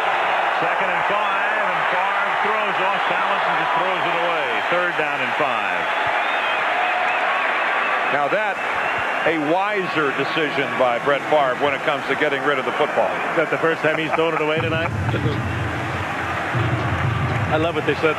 Mike Holmgren told us earlier about Ross Verba, a rookie from Iowa, first-round draft pick. He said, he's cranky. And he came in late to training camp, and it took a while for him to catch on, but he's become a force. Well, Ross is a lot like a guy I used to play with. He takes great delight in hitting somebody right at the sound of the whistle. 3rd and 5 on a very, very big play for the Viking defense. And they give up the first down as it's caught by Antonio Freeman at the 26. So instead of forcing them to punt and coming out of it with good field position, Favre has a lot of time, and they'll run out the clock to end the 3rd quarter and keep possession upfield. That offensive line, he's got to give them all a pat on the fannies, boy. They gave him all the time he needed, and it was a lot of time. This offensive line here a year ago gave up 7 sacks and was humiliated. And since that time, Tom Labatt, their offensive line coach, has challenged this unit to change the way they have played, and boy, have they ever. They took this team to the Super Bowl last year, and every game this year they're getting better and better. Here's Levens. And the big story tonight for the Packers, big 3rd down conversions. 2 of them, as you look at Lovat, 2 of them on the touchdown drive, 1 right here. On the other side of the coin, Minnesota missing on their last 2 3rd and 1. Boy, they have handled John Randall tonight too, Al. And he had 3.5 sacks the last time they met here.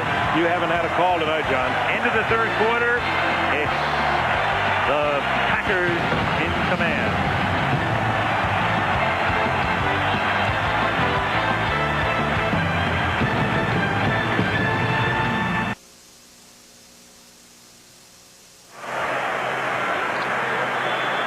And we start the 4th quarter. The aerial photography provided by Goodyear. A shot of downtown Minneapolis on this Monday night as we start the 4th period. Dorsey Levens on a 2nd down and 9 gets popped by Jerry Ball.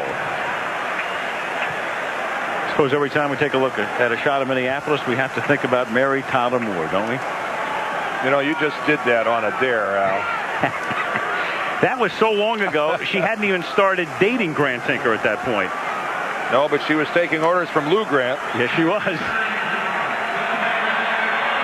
Great show. The setting was right here in Minnesota. feel like I'm on the History Channel. The nostalgic channel. Where the team was coached by Bud Grant. Third down and 9. Favre gets sacked back at the 18-yard line. And so the Vikings, after giving up a key third down, do come back and force the issue with Alexander and McDaniel getting there and force them to punt. They do it with the blitz. And Brett didn't find anybody open downfield, and he pumped and pulled it down and took the sack. That's the way a smart quarterback plays when you have a 2-touchdown lead. Craig Hendrick the punt. Palmer fakes the give at the 31-yard line, and David Palmer giving Minnesota the burst it needs with a run back to the 31-yard line. Gary Zahner, the special teams coach, has just watched his unit breathe life into a team trailing by 2 touchdowns. Little fake reverse, and the Pack, at least enough of them went for it. David Palmer, one of the top return men in the league. There's the little fake reverse. And it froze a couple of the Packers, found the opening, and he takes it down inside the 35-yard line. And this, again, will go back to what's happened with the Vikings all season long. They have been superb in the fourth quarter. Yeah, they've had 2 plays here in the fourth quarter, a sack and a brilliant punt return by Palmer. So the Vikings, who've been the kings of the fourth quarter of the NFL this season, at the 31-yard line, Johnson throws into traffic, underthrows, intended for Carter. I hope somebody hit that ball. I do too. I hope somebody deflected that ball at the line of scrimmage. Either there was a misread between the receiver and Brad Johnson, or he maybe hurt a little more than we think he is. If nobody hit that ball, that makes Viking fans long for a pass from Joe Kapp. No, it's not deflected. It just came off the hand of Brad Johnson very poorly. 2nd and 10, Leroy Ford in the backfield.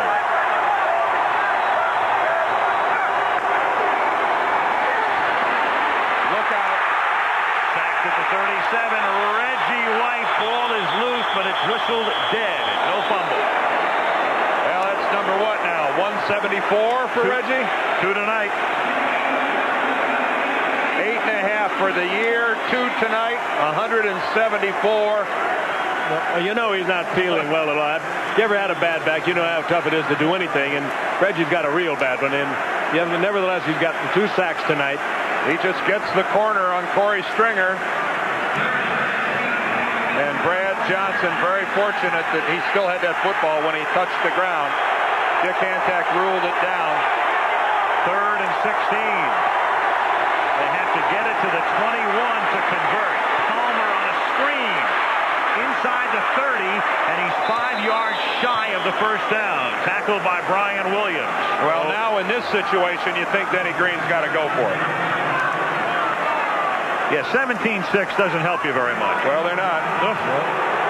Unless he has something he plans to do with it. He's bringing the punter out. Mitch Berger.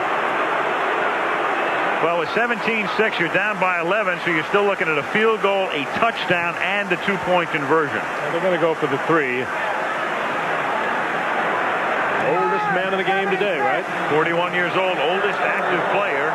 Warren Moon would be next. This is a 35-yarder for a man who's never missed on Monday night. And he misses it. That's a 45-yarder.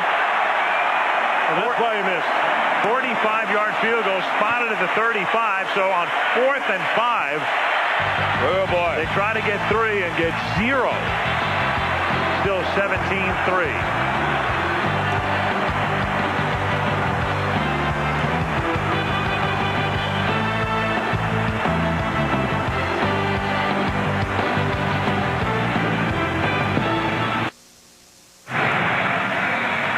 The Metrodome, it opened in 1982. Twins would love a new stadium. Vikings would love a new stadium. From the 35-yard line, Dorsey Levens. Up to the 37, Ed McDaniel and Robert Griffith in on the tackle. Monday Night Football is being brought to you by the new Dodge and the new 4-door Ram Quad Cab pickup. The rules have changed. Ericsson mobile phones. That's the power of voice. Microsoft, where do you want to go today? And Taco Bell. Want some? Well, the Vikings, as I'm sure their fans know, had a wonderful opportunity after the punt return by Palmer deep in Green Bay territory and come out of it with nada. 2nd and 8. Favre throws. Short completion. Tackled by Griffith is Antonio Freeman at the 39-yard line. Good look at this offense, though. Very effective. Favre takes a look deep. Good. There was coverage there. Freeman set up short. He had somewhere to put it.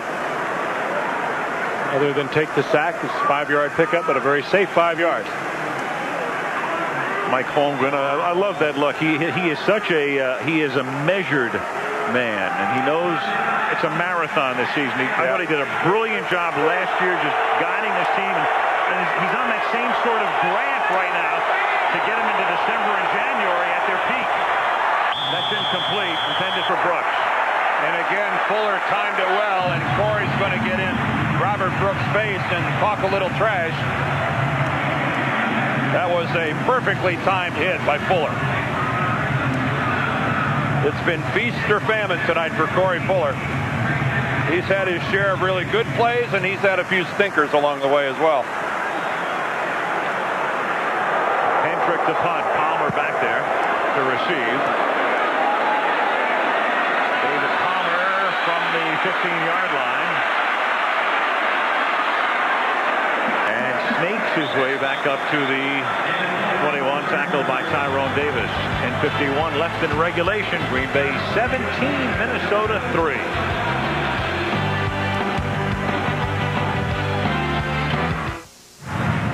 A program note for you Thursday on ABC, Dangerous World of the Kennedy Years with Peter Jennings, an in-depth look at the other side of JFK. And on 2020, skydiving. Learn what you need to know before you leap. Not that we plan to do it, but we're at the peak anyway on 2020. Take a parachute would be good. That's a good starting point. First down, Minnesota from the 21, 10:51 remaining in the fourth. 17-3 Green Bay, and they begin on the ground with Robert Smith for a pickup of 3. Okay. 2nd and 7. And that call received by the sellout crowd rather quietly. Johnson in the fourth quarter. The Vikings have been terrific in the fourth. They've outscored the opposition 121-54.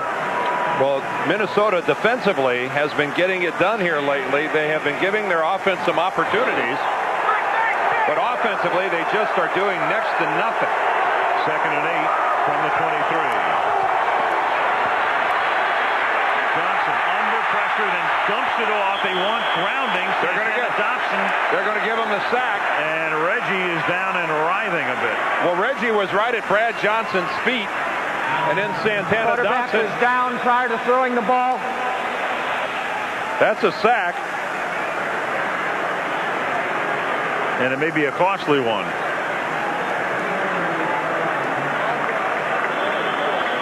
So Reggie was down. White. It looked like Santana Dotson came in. Watch number 71. Here comes Reggie around the corner. Now watch 71. Didn't appear to hit him too hard. Sack for Dotson.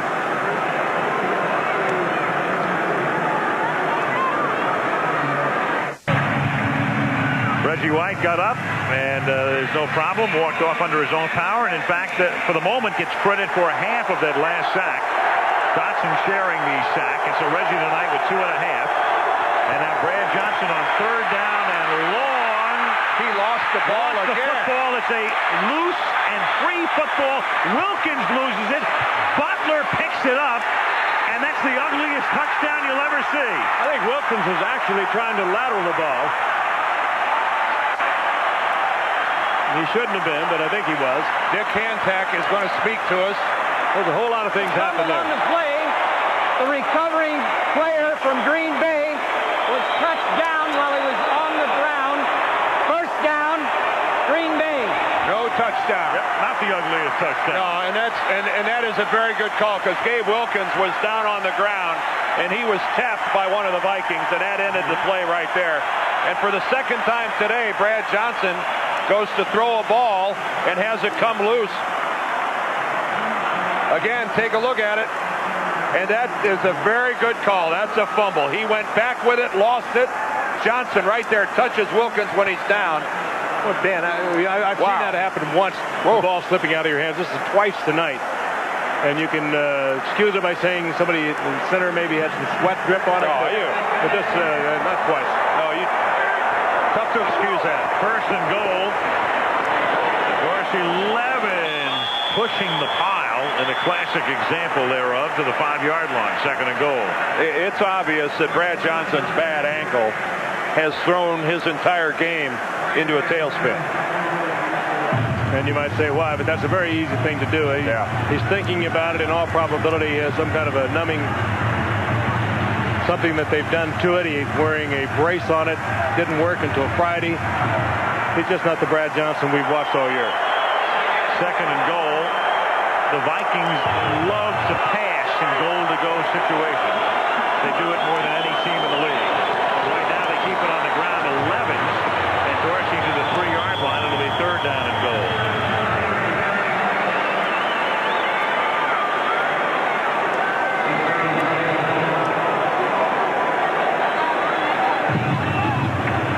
Packers came in here tonight to play a football game. They've been embarrassed over the past 5 years, having lost consecutive games here.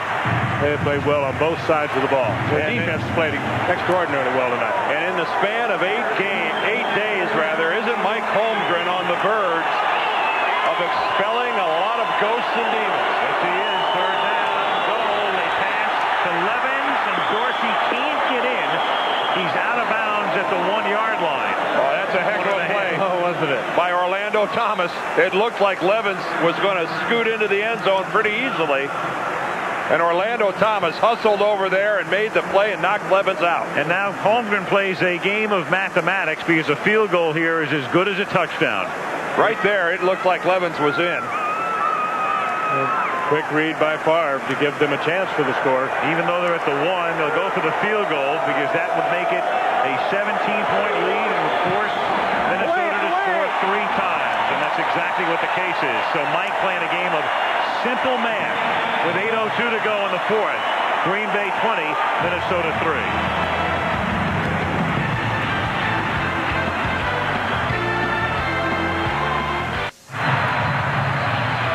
The Green Bay Packers right now on the verge of going to a record of 10-3, very much in the same relative position they found themselves in 12 months ago when they ran the table and ran it all the way to the Super Bowl. Leading by 17 is Longwell. Sends it down to the 5-yard line. David Palmer. A pass to 20 and forced out of bounds by Davis at the 26-yard line. And they've stayed within a game of San Francisco. And take a look at this. Randall Cunningham trots out onto the field to replace Brad Johnson. Brad Johnson has gone all the way this season. Yeah. First time he's set down. As a matter of fact, I think he and Brett Favre are the only 2 quarterbacks that have thrown every pass for their respective teams this season. Looks like Brett Favre is going to be alone in that category after this. So Randall, who sat out last year, remember he retired, worked in television, hasn't thrown a pass since 1995, takes over at the 25-yard line. And coming off arthroscopic knee surgery 2.5 weeks ago. Whistle. Going to say that Chris Carter had the illegal movement. He's complaining about it. The false start. Offense, number 80, simulating the start of the play. 5 yards. Well, that should never happen. First down. Never happen. Should never happen with a wide receiver. Third false start for the Vikings tonight. In the old days, they didn't used to call a wide receiver for that. He could have all sorts of motion out there as long as he wasn't moving at the snap of the ball. Or moving towards the line of scrimmage. First and 15 against the 3-man front. But again, and will you listen to this? Will you listen to the noise the Packer fans are making here? This almost sounds like the Vikings are on the road trying to overcome this noise when they're running the ball. Offense prior to the snap, number 73, 5-yard penalty, still first down. Think about this. In their own ballpark, their offensive team is being disrupted by the noise. You can see also the waving the gold hankies, and they're all over the stadium. How discouraging is this?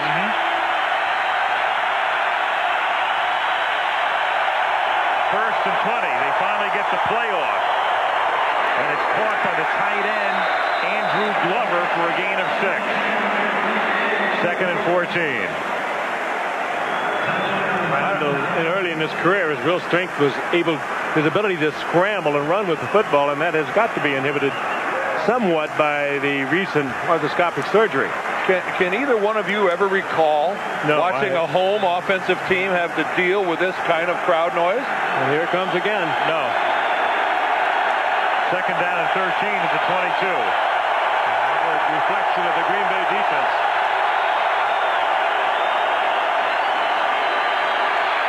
Randall loses the football. He tried to, I guess they're going to rule it a forward pass. To who? He tried to shovel it. Tried to get the ball up to Leroy Horde, I guess. He was the nearest Incomplete pass. Third down. He was almost across the line of scrimmage. Line of scrimmage is the 22-yard line. If he's across the line of scrimmage, it's a fumble.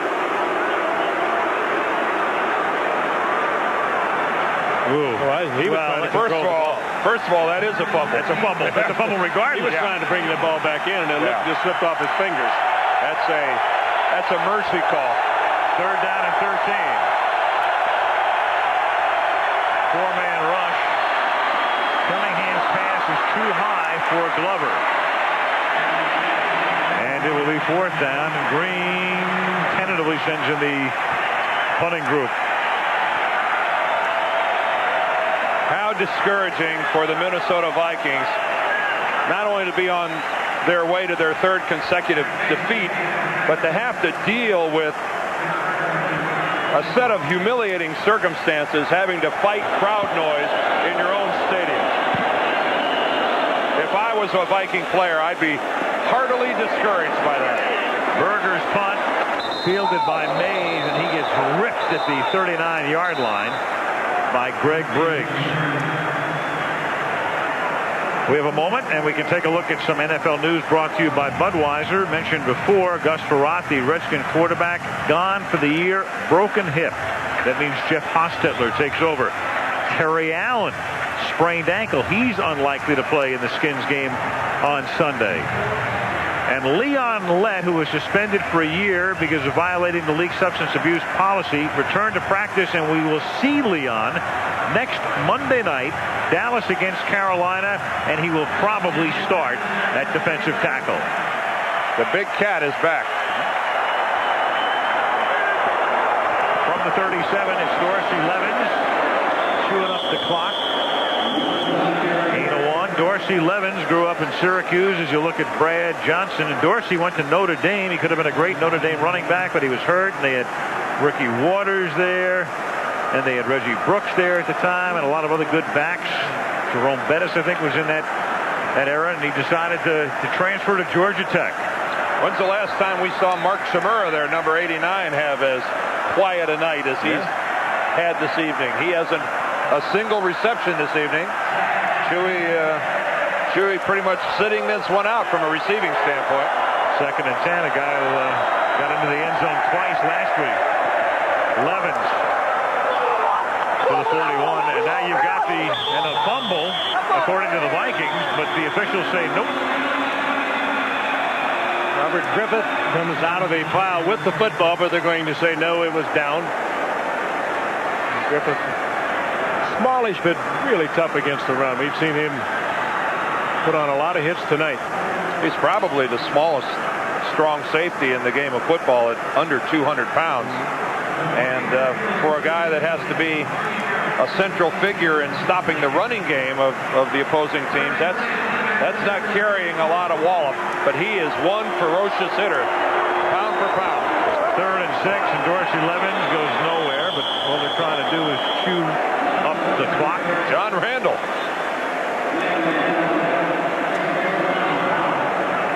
This has been a tough go for John. It's been awfully congested in there, trying to fight Aaron Taylor and Frank Winters and Adam Timmerman for almost all of this guy's life. He's had to fight a double team to either get to the quarterback or the running back. The price of greatness. And on fourth down, Craig Hendrick sends it toward a busy man, David Palmer. Once again, he'll have an opportunity to invigorate the Vikings. And he gets blindsided up at the 39-yard line as he ran by Hendrick and gets taken down by Jervey, and there's a flag down. But Hendrick did his job. He did not make the tackle, but he made David Palmer almost come to a stop to get around it. 15 yards, first down. And it's a penalty. It's Schrader. Wow. Well, he was close to being inactivated tonight, and I think he's already made the inactive list next week.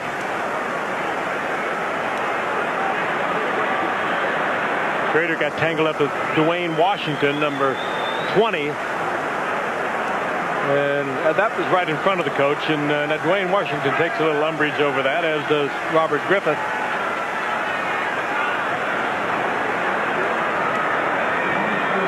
Bill Schrader sometimes is a superb athlete. Remarkable that he's even on this football team. Came out of the World League, been around a little bit, and had given up the football on a couple of returns, and is kind of in Holmgren's doghouse.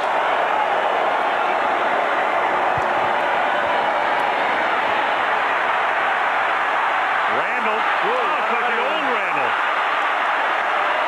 Except the old Randall would have tried to high hurdle Eugene Robinson. Well, we do learn as we grow older. Randall, a lot of mileage. You know, Schrader's play, unless it was grossly after the snap of the ball, I don't really see what he did wrong.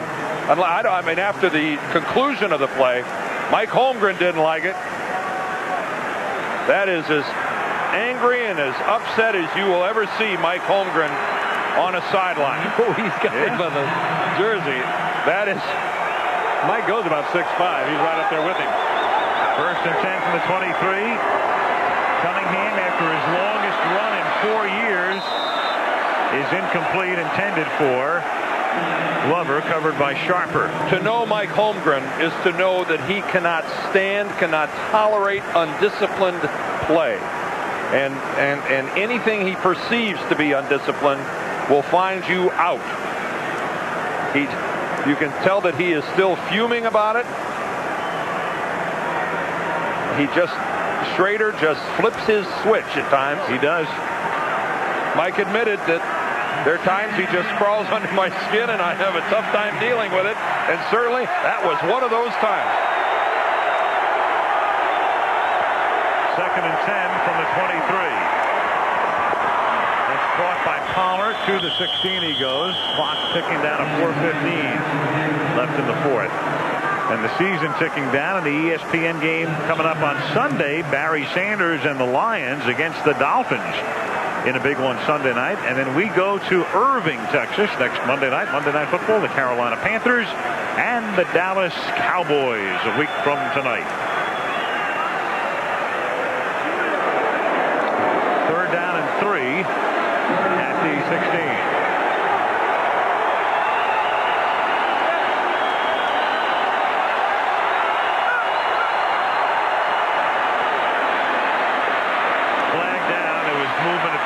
Scrimmage, and the ball caught by Reed at the 5. Well, Santana Dotson was across the ball. He was in the neutral zone at the snap of the football, and I don't know if Randall drew him off with a hard count or with body movement, but this appears to be a first down. Offside, defense, number 71. Penalty is declined. The result of the play, first down. Well thrown pass by Randall Cunningham to Jake Reed. Still has the zip on the ball. Tough to be out of this game for what, over a year and a half? First down and goal inside the 5-yard line.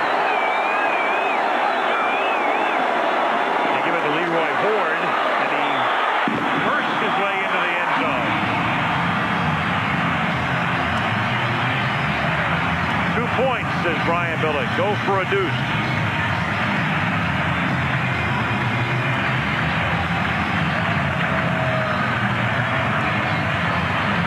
Gabe Wilkins hurt.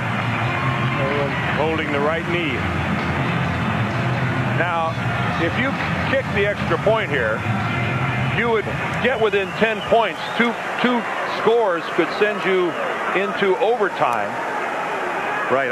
If you miss this 2-point conversion, you're going to need 2 touchdowns. Yeah. I don't get this. This is the new math, but it's the wrong math. Am I missing something here? No, there's no question. You're right, because if you miss it, you're down by 11, so you need a field goal. You can't run the risk of not making this. And a 2-point conversion. You get within 9, which means a touchdown and a field goal will win it for you, but I think the risk is too great. Yep. Well, he's 5 out of 6 on 2-point conversions, even though last week they could have tied the Jets at the end of the game and missed. You're going to need a field goal and a touchdown and a 2-point conversion just to tie. If you're playing for the tie, I think you kick the extra point. I do too.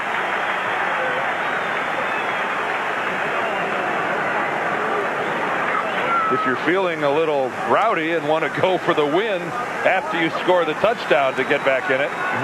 Last week against the Jets, they went with a run with Robert Smith. He's not in there. They go with Hort. They go for 2 with 3:30 to go, and then we'll see an onside kick next. And Randall looking for the deuce. And Carter makes the catch. I got it. And a great call. So now, well, at least they put themselves in a position, now that they're successful, to win the game with a field goal and a touchdown. Pretty nifty catch by Chris Carter.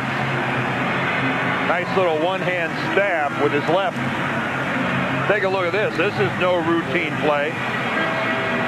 He's got Mike Crowder all over him, and a good touch by Randall to get it up there. He just hung it up there and like picking fruit off a tree. That's a lot of things going on at one time for Chris Carter. Managing his feet and catching that ball with one hand and making sure that he gets them both down. Super good. Yeah. I presume we'll see the onside kick.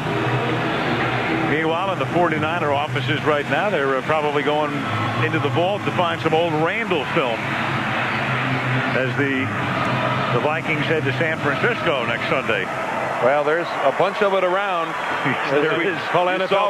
You saw with that graphic, 22,000 plus yards for Randall Cunningham, 151 touchdown passes. Had a whole bunch of them. Well, how about the yards rushing? Right. 150 coming into tonight's game.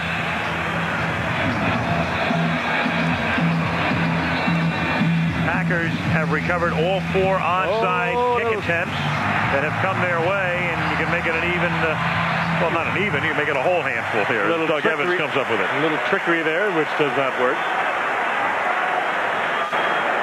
Nolan Cromwell happy about that. Gary Zauner's unit unable to cash in, and Dennis Green will now have to use his timeouts defensively. Goodyear providing the aerials tonight as you look at the Metrodome in downtown Minneapolis, and all the lights just went out.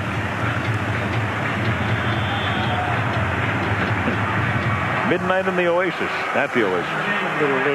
Was that a little artistic effort, or I don't know. Somebody pulled the switch? Could have been a precursor. Dorsey Levens to the 32-yard line.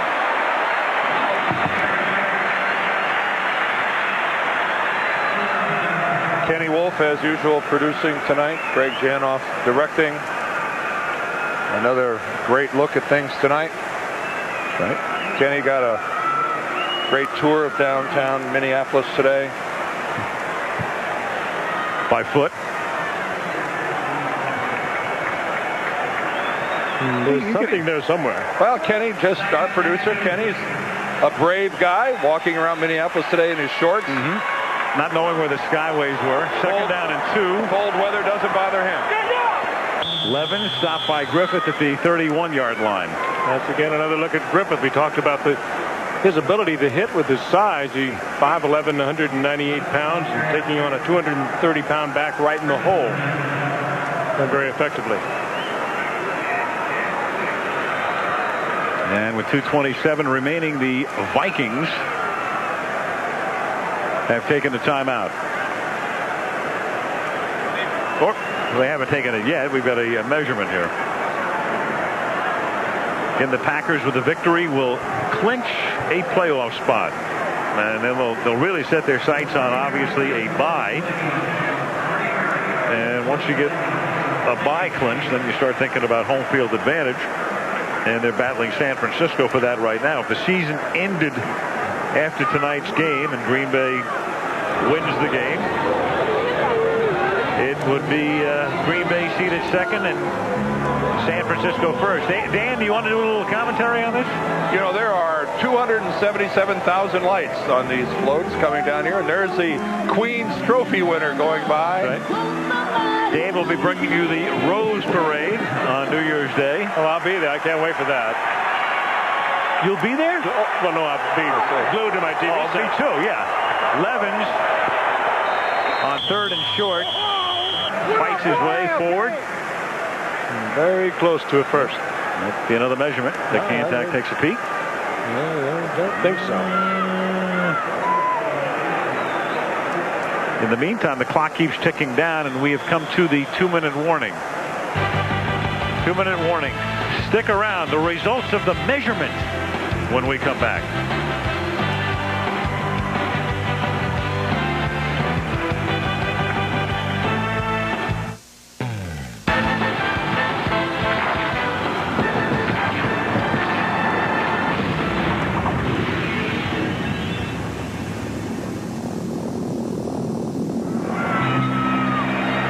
The result of the measurement was as follows. They were about 3 inches short. So it's 4th down and inches for the Green Bay Packers. At the 2-minute warning at the 31-yard line with Green Bay up by 9 points, 20-11.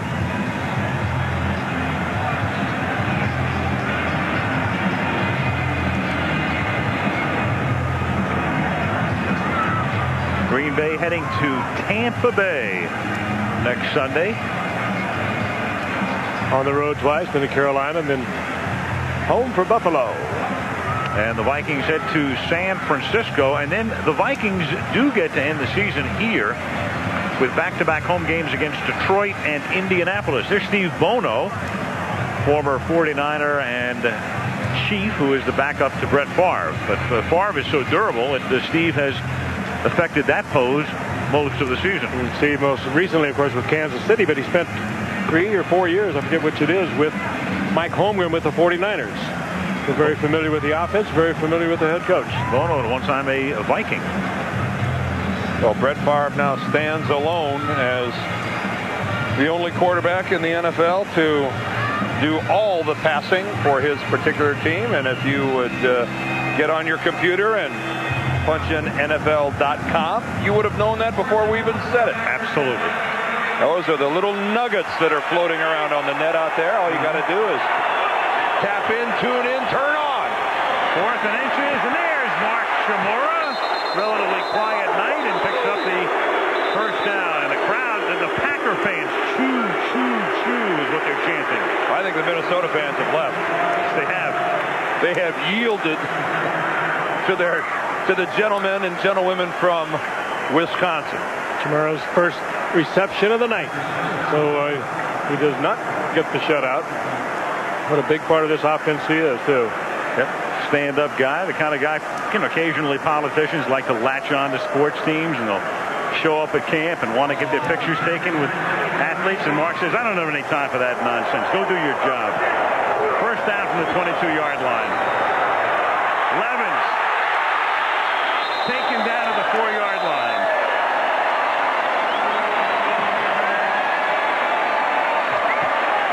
By Torian Gray.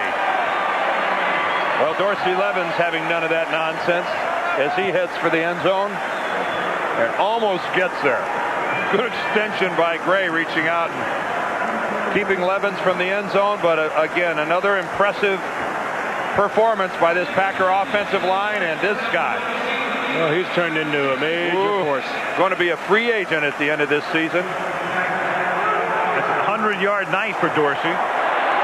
30 carries and 103 yards. And here's number 31. Hello. And Dorsey Levens to the end zone. Turn around and give that ball to William Henderson. That's a lead block and a half. That is the way that a fullback kicks out to contain. Boy, that's the way you draw it up. Ross Verba puts his man on the ground. Head linesman goes on the ground. Henderson kicks his guy to the outside. That's Robert Griffith, the safety. Yep. Shimura seals his guy to the inside. Boy, this is the way you just draw it up and dream about executing it. Point effort. Head linesman was Dale Williams. He was right in the middle of that play as well. Boy, that's as good looking a goal line play as you'll see. Just a simple off to the left side. Watch the kick out right there by Henderson.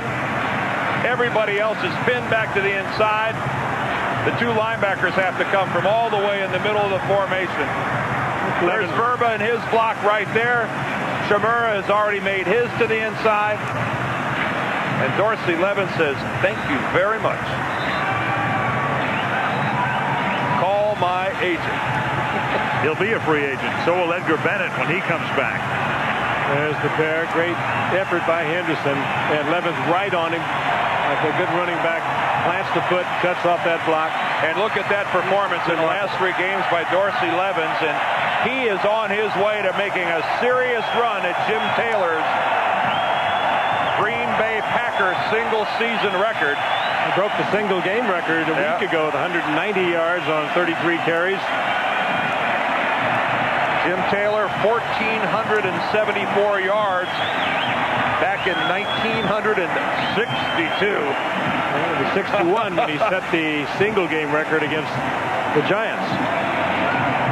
Dorsey Levens is making a serious run at that.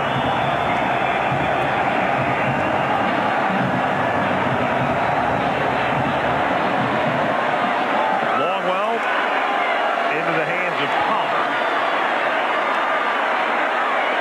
Up to the 25. And so the Demons have been exorcised in the last 8 days for Mike Holmgren, the Dallas Demon, and the Dome Demon.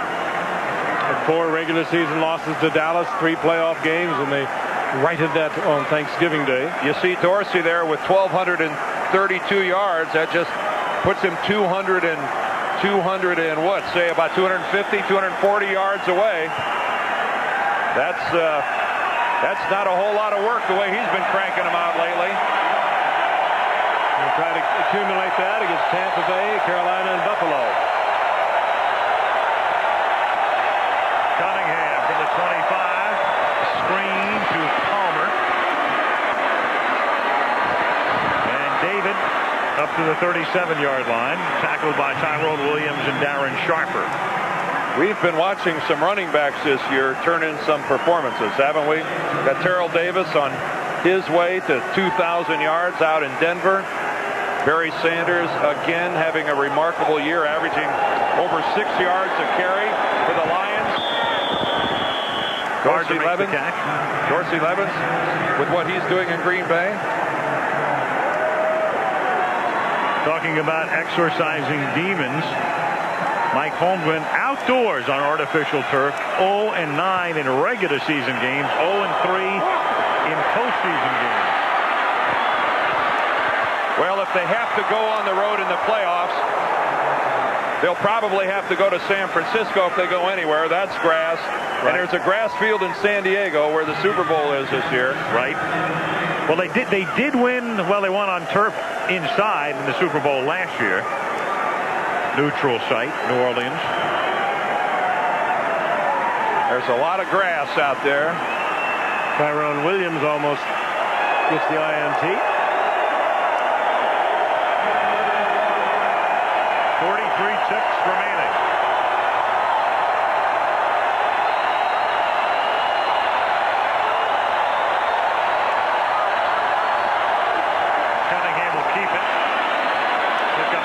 slide to a halt.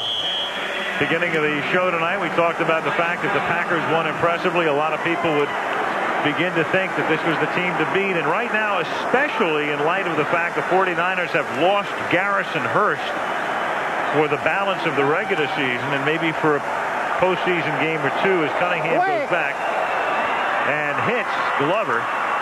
In a lot of those so-called power polls this week, you're liable to see Green Bay #1. And you don't take a whipping as bad as San Francisco got manhandled in Kansas City without having your confidence rattled a little bit. I don't care if you're the 49ers or not.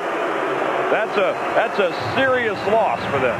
Well, I think where Green Bay has struggled this year has been defensively. In the Indianapolis game, they were appalling on defense. They played well offensively there, as they have all year, but defensively, they seem to have put it back together again. They have Gilbert Brown, who they've rested in considerably tonight. Reggie White with a couple of sacks, 2.5 tonight. And maybe they can get this kind of rest for the next couple of games, get these guys into the playoffs, and who knows. And they'll start rooting like heck for the Denver Broncos. There's the remaining schedule for the Vikings at San Francisco, then Detroit and Indy here. Now, if the Vikings can win 2 of those 3, they are in the playoffs. So, well, in that sense, they can control their playoff fate. And certainly Green Bay is hoping they win that first one. Yes.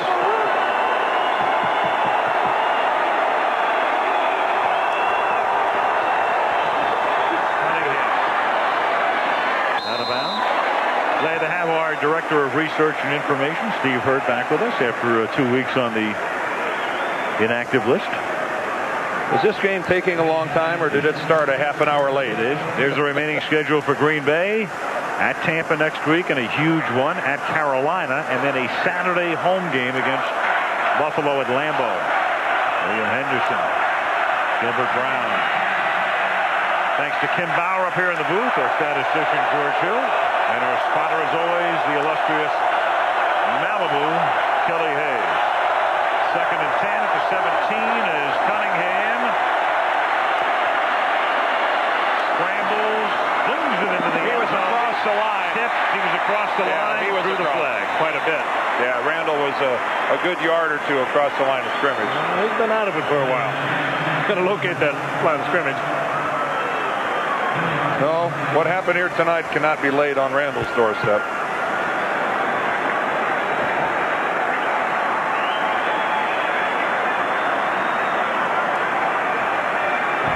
Illegal forward pass, offense number 7. Threw a forward pass after he had crossed the line of scrimmage.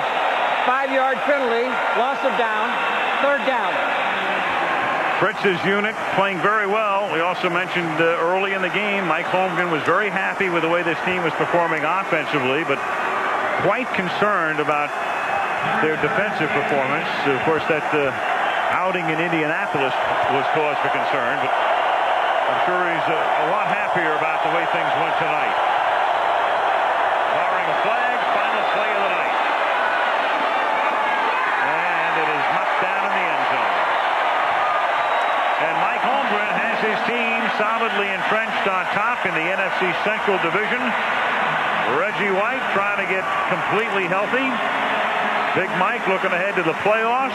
A spot they have already clinched now. Congratulating his one-time booth mate as assistants. They were together in San Francisco, and Farm and Company head back to Green Bay with a mark of 10-3, and at the moment the number 2 seed in the NFC. We'll wrap it up from the Metrodome in a moment.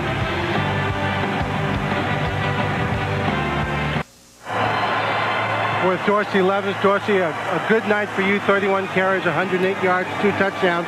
When your team needed the big run, you and that offensive line seem to put it together. The offensive line is definitely gelling. You know, they're coming through for me. William Henderson's doing a great job blocking, but that was a tough 100 yards. I give a lot of credit to their defense because they came up, and I took quite a few licks tonight. Well, we know how important this game was in terms of the division, in terms of all the goals you have for the season, but how important was this game to finally win a game in the Metrodome against the Vikings? It was big because we haven't done it since I've been here. You know, so many excuses that we can't win in the dome, we can't win on turf. The bottom line is when we came here, we turned the ball over a lot, and today was the difference. We didn't turn the ball over.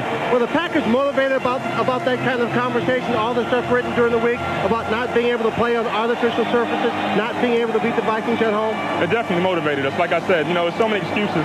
But let's stop making excuses. Just go out and play. If we don't turn the ball over, we can beat this team. And that's exactly what happened. Well, you're an outstanding ball game. Congratulations. We'll go back upstairs to Al Michael. Thanks again. All right, thank you, Lynn. And we move to Irving, Texas. Next week on Monday Night Football, the Carolina Panthers against the Dallas Cowboys. Final here tonight, Green Bay 27, Minnesota 11. Until next Monday, Al Michaels, Frank Gifford, Dan Deerdorf, Lynn Swan. Good night from Minneapolis.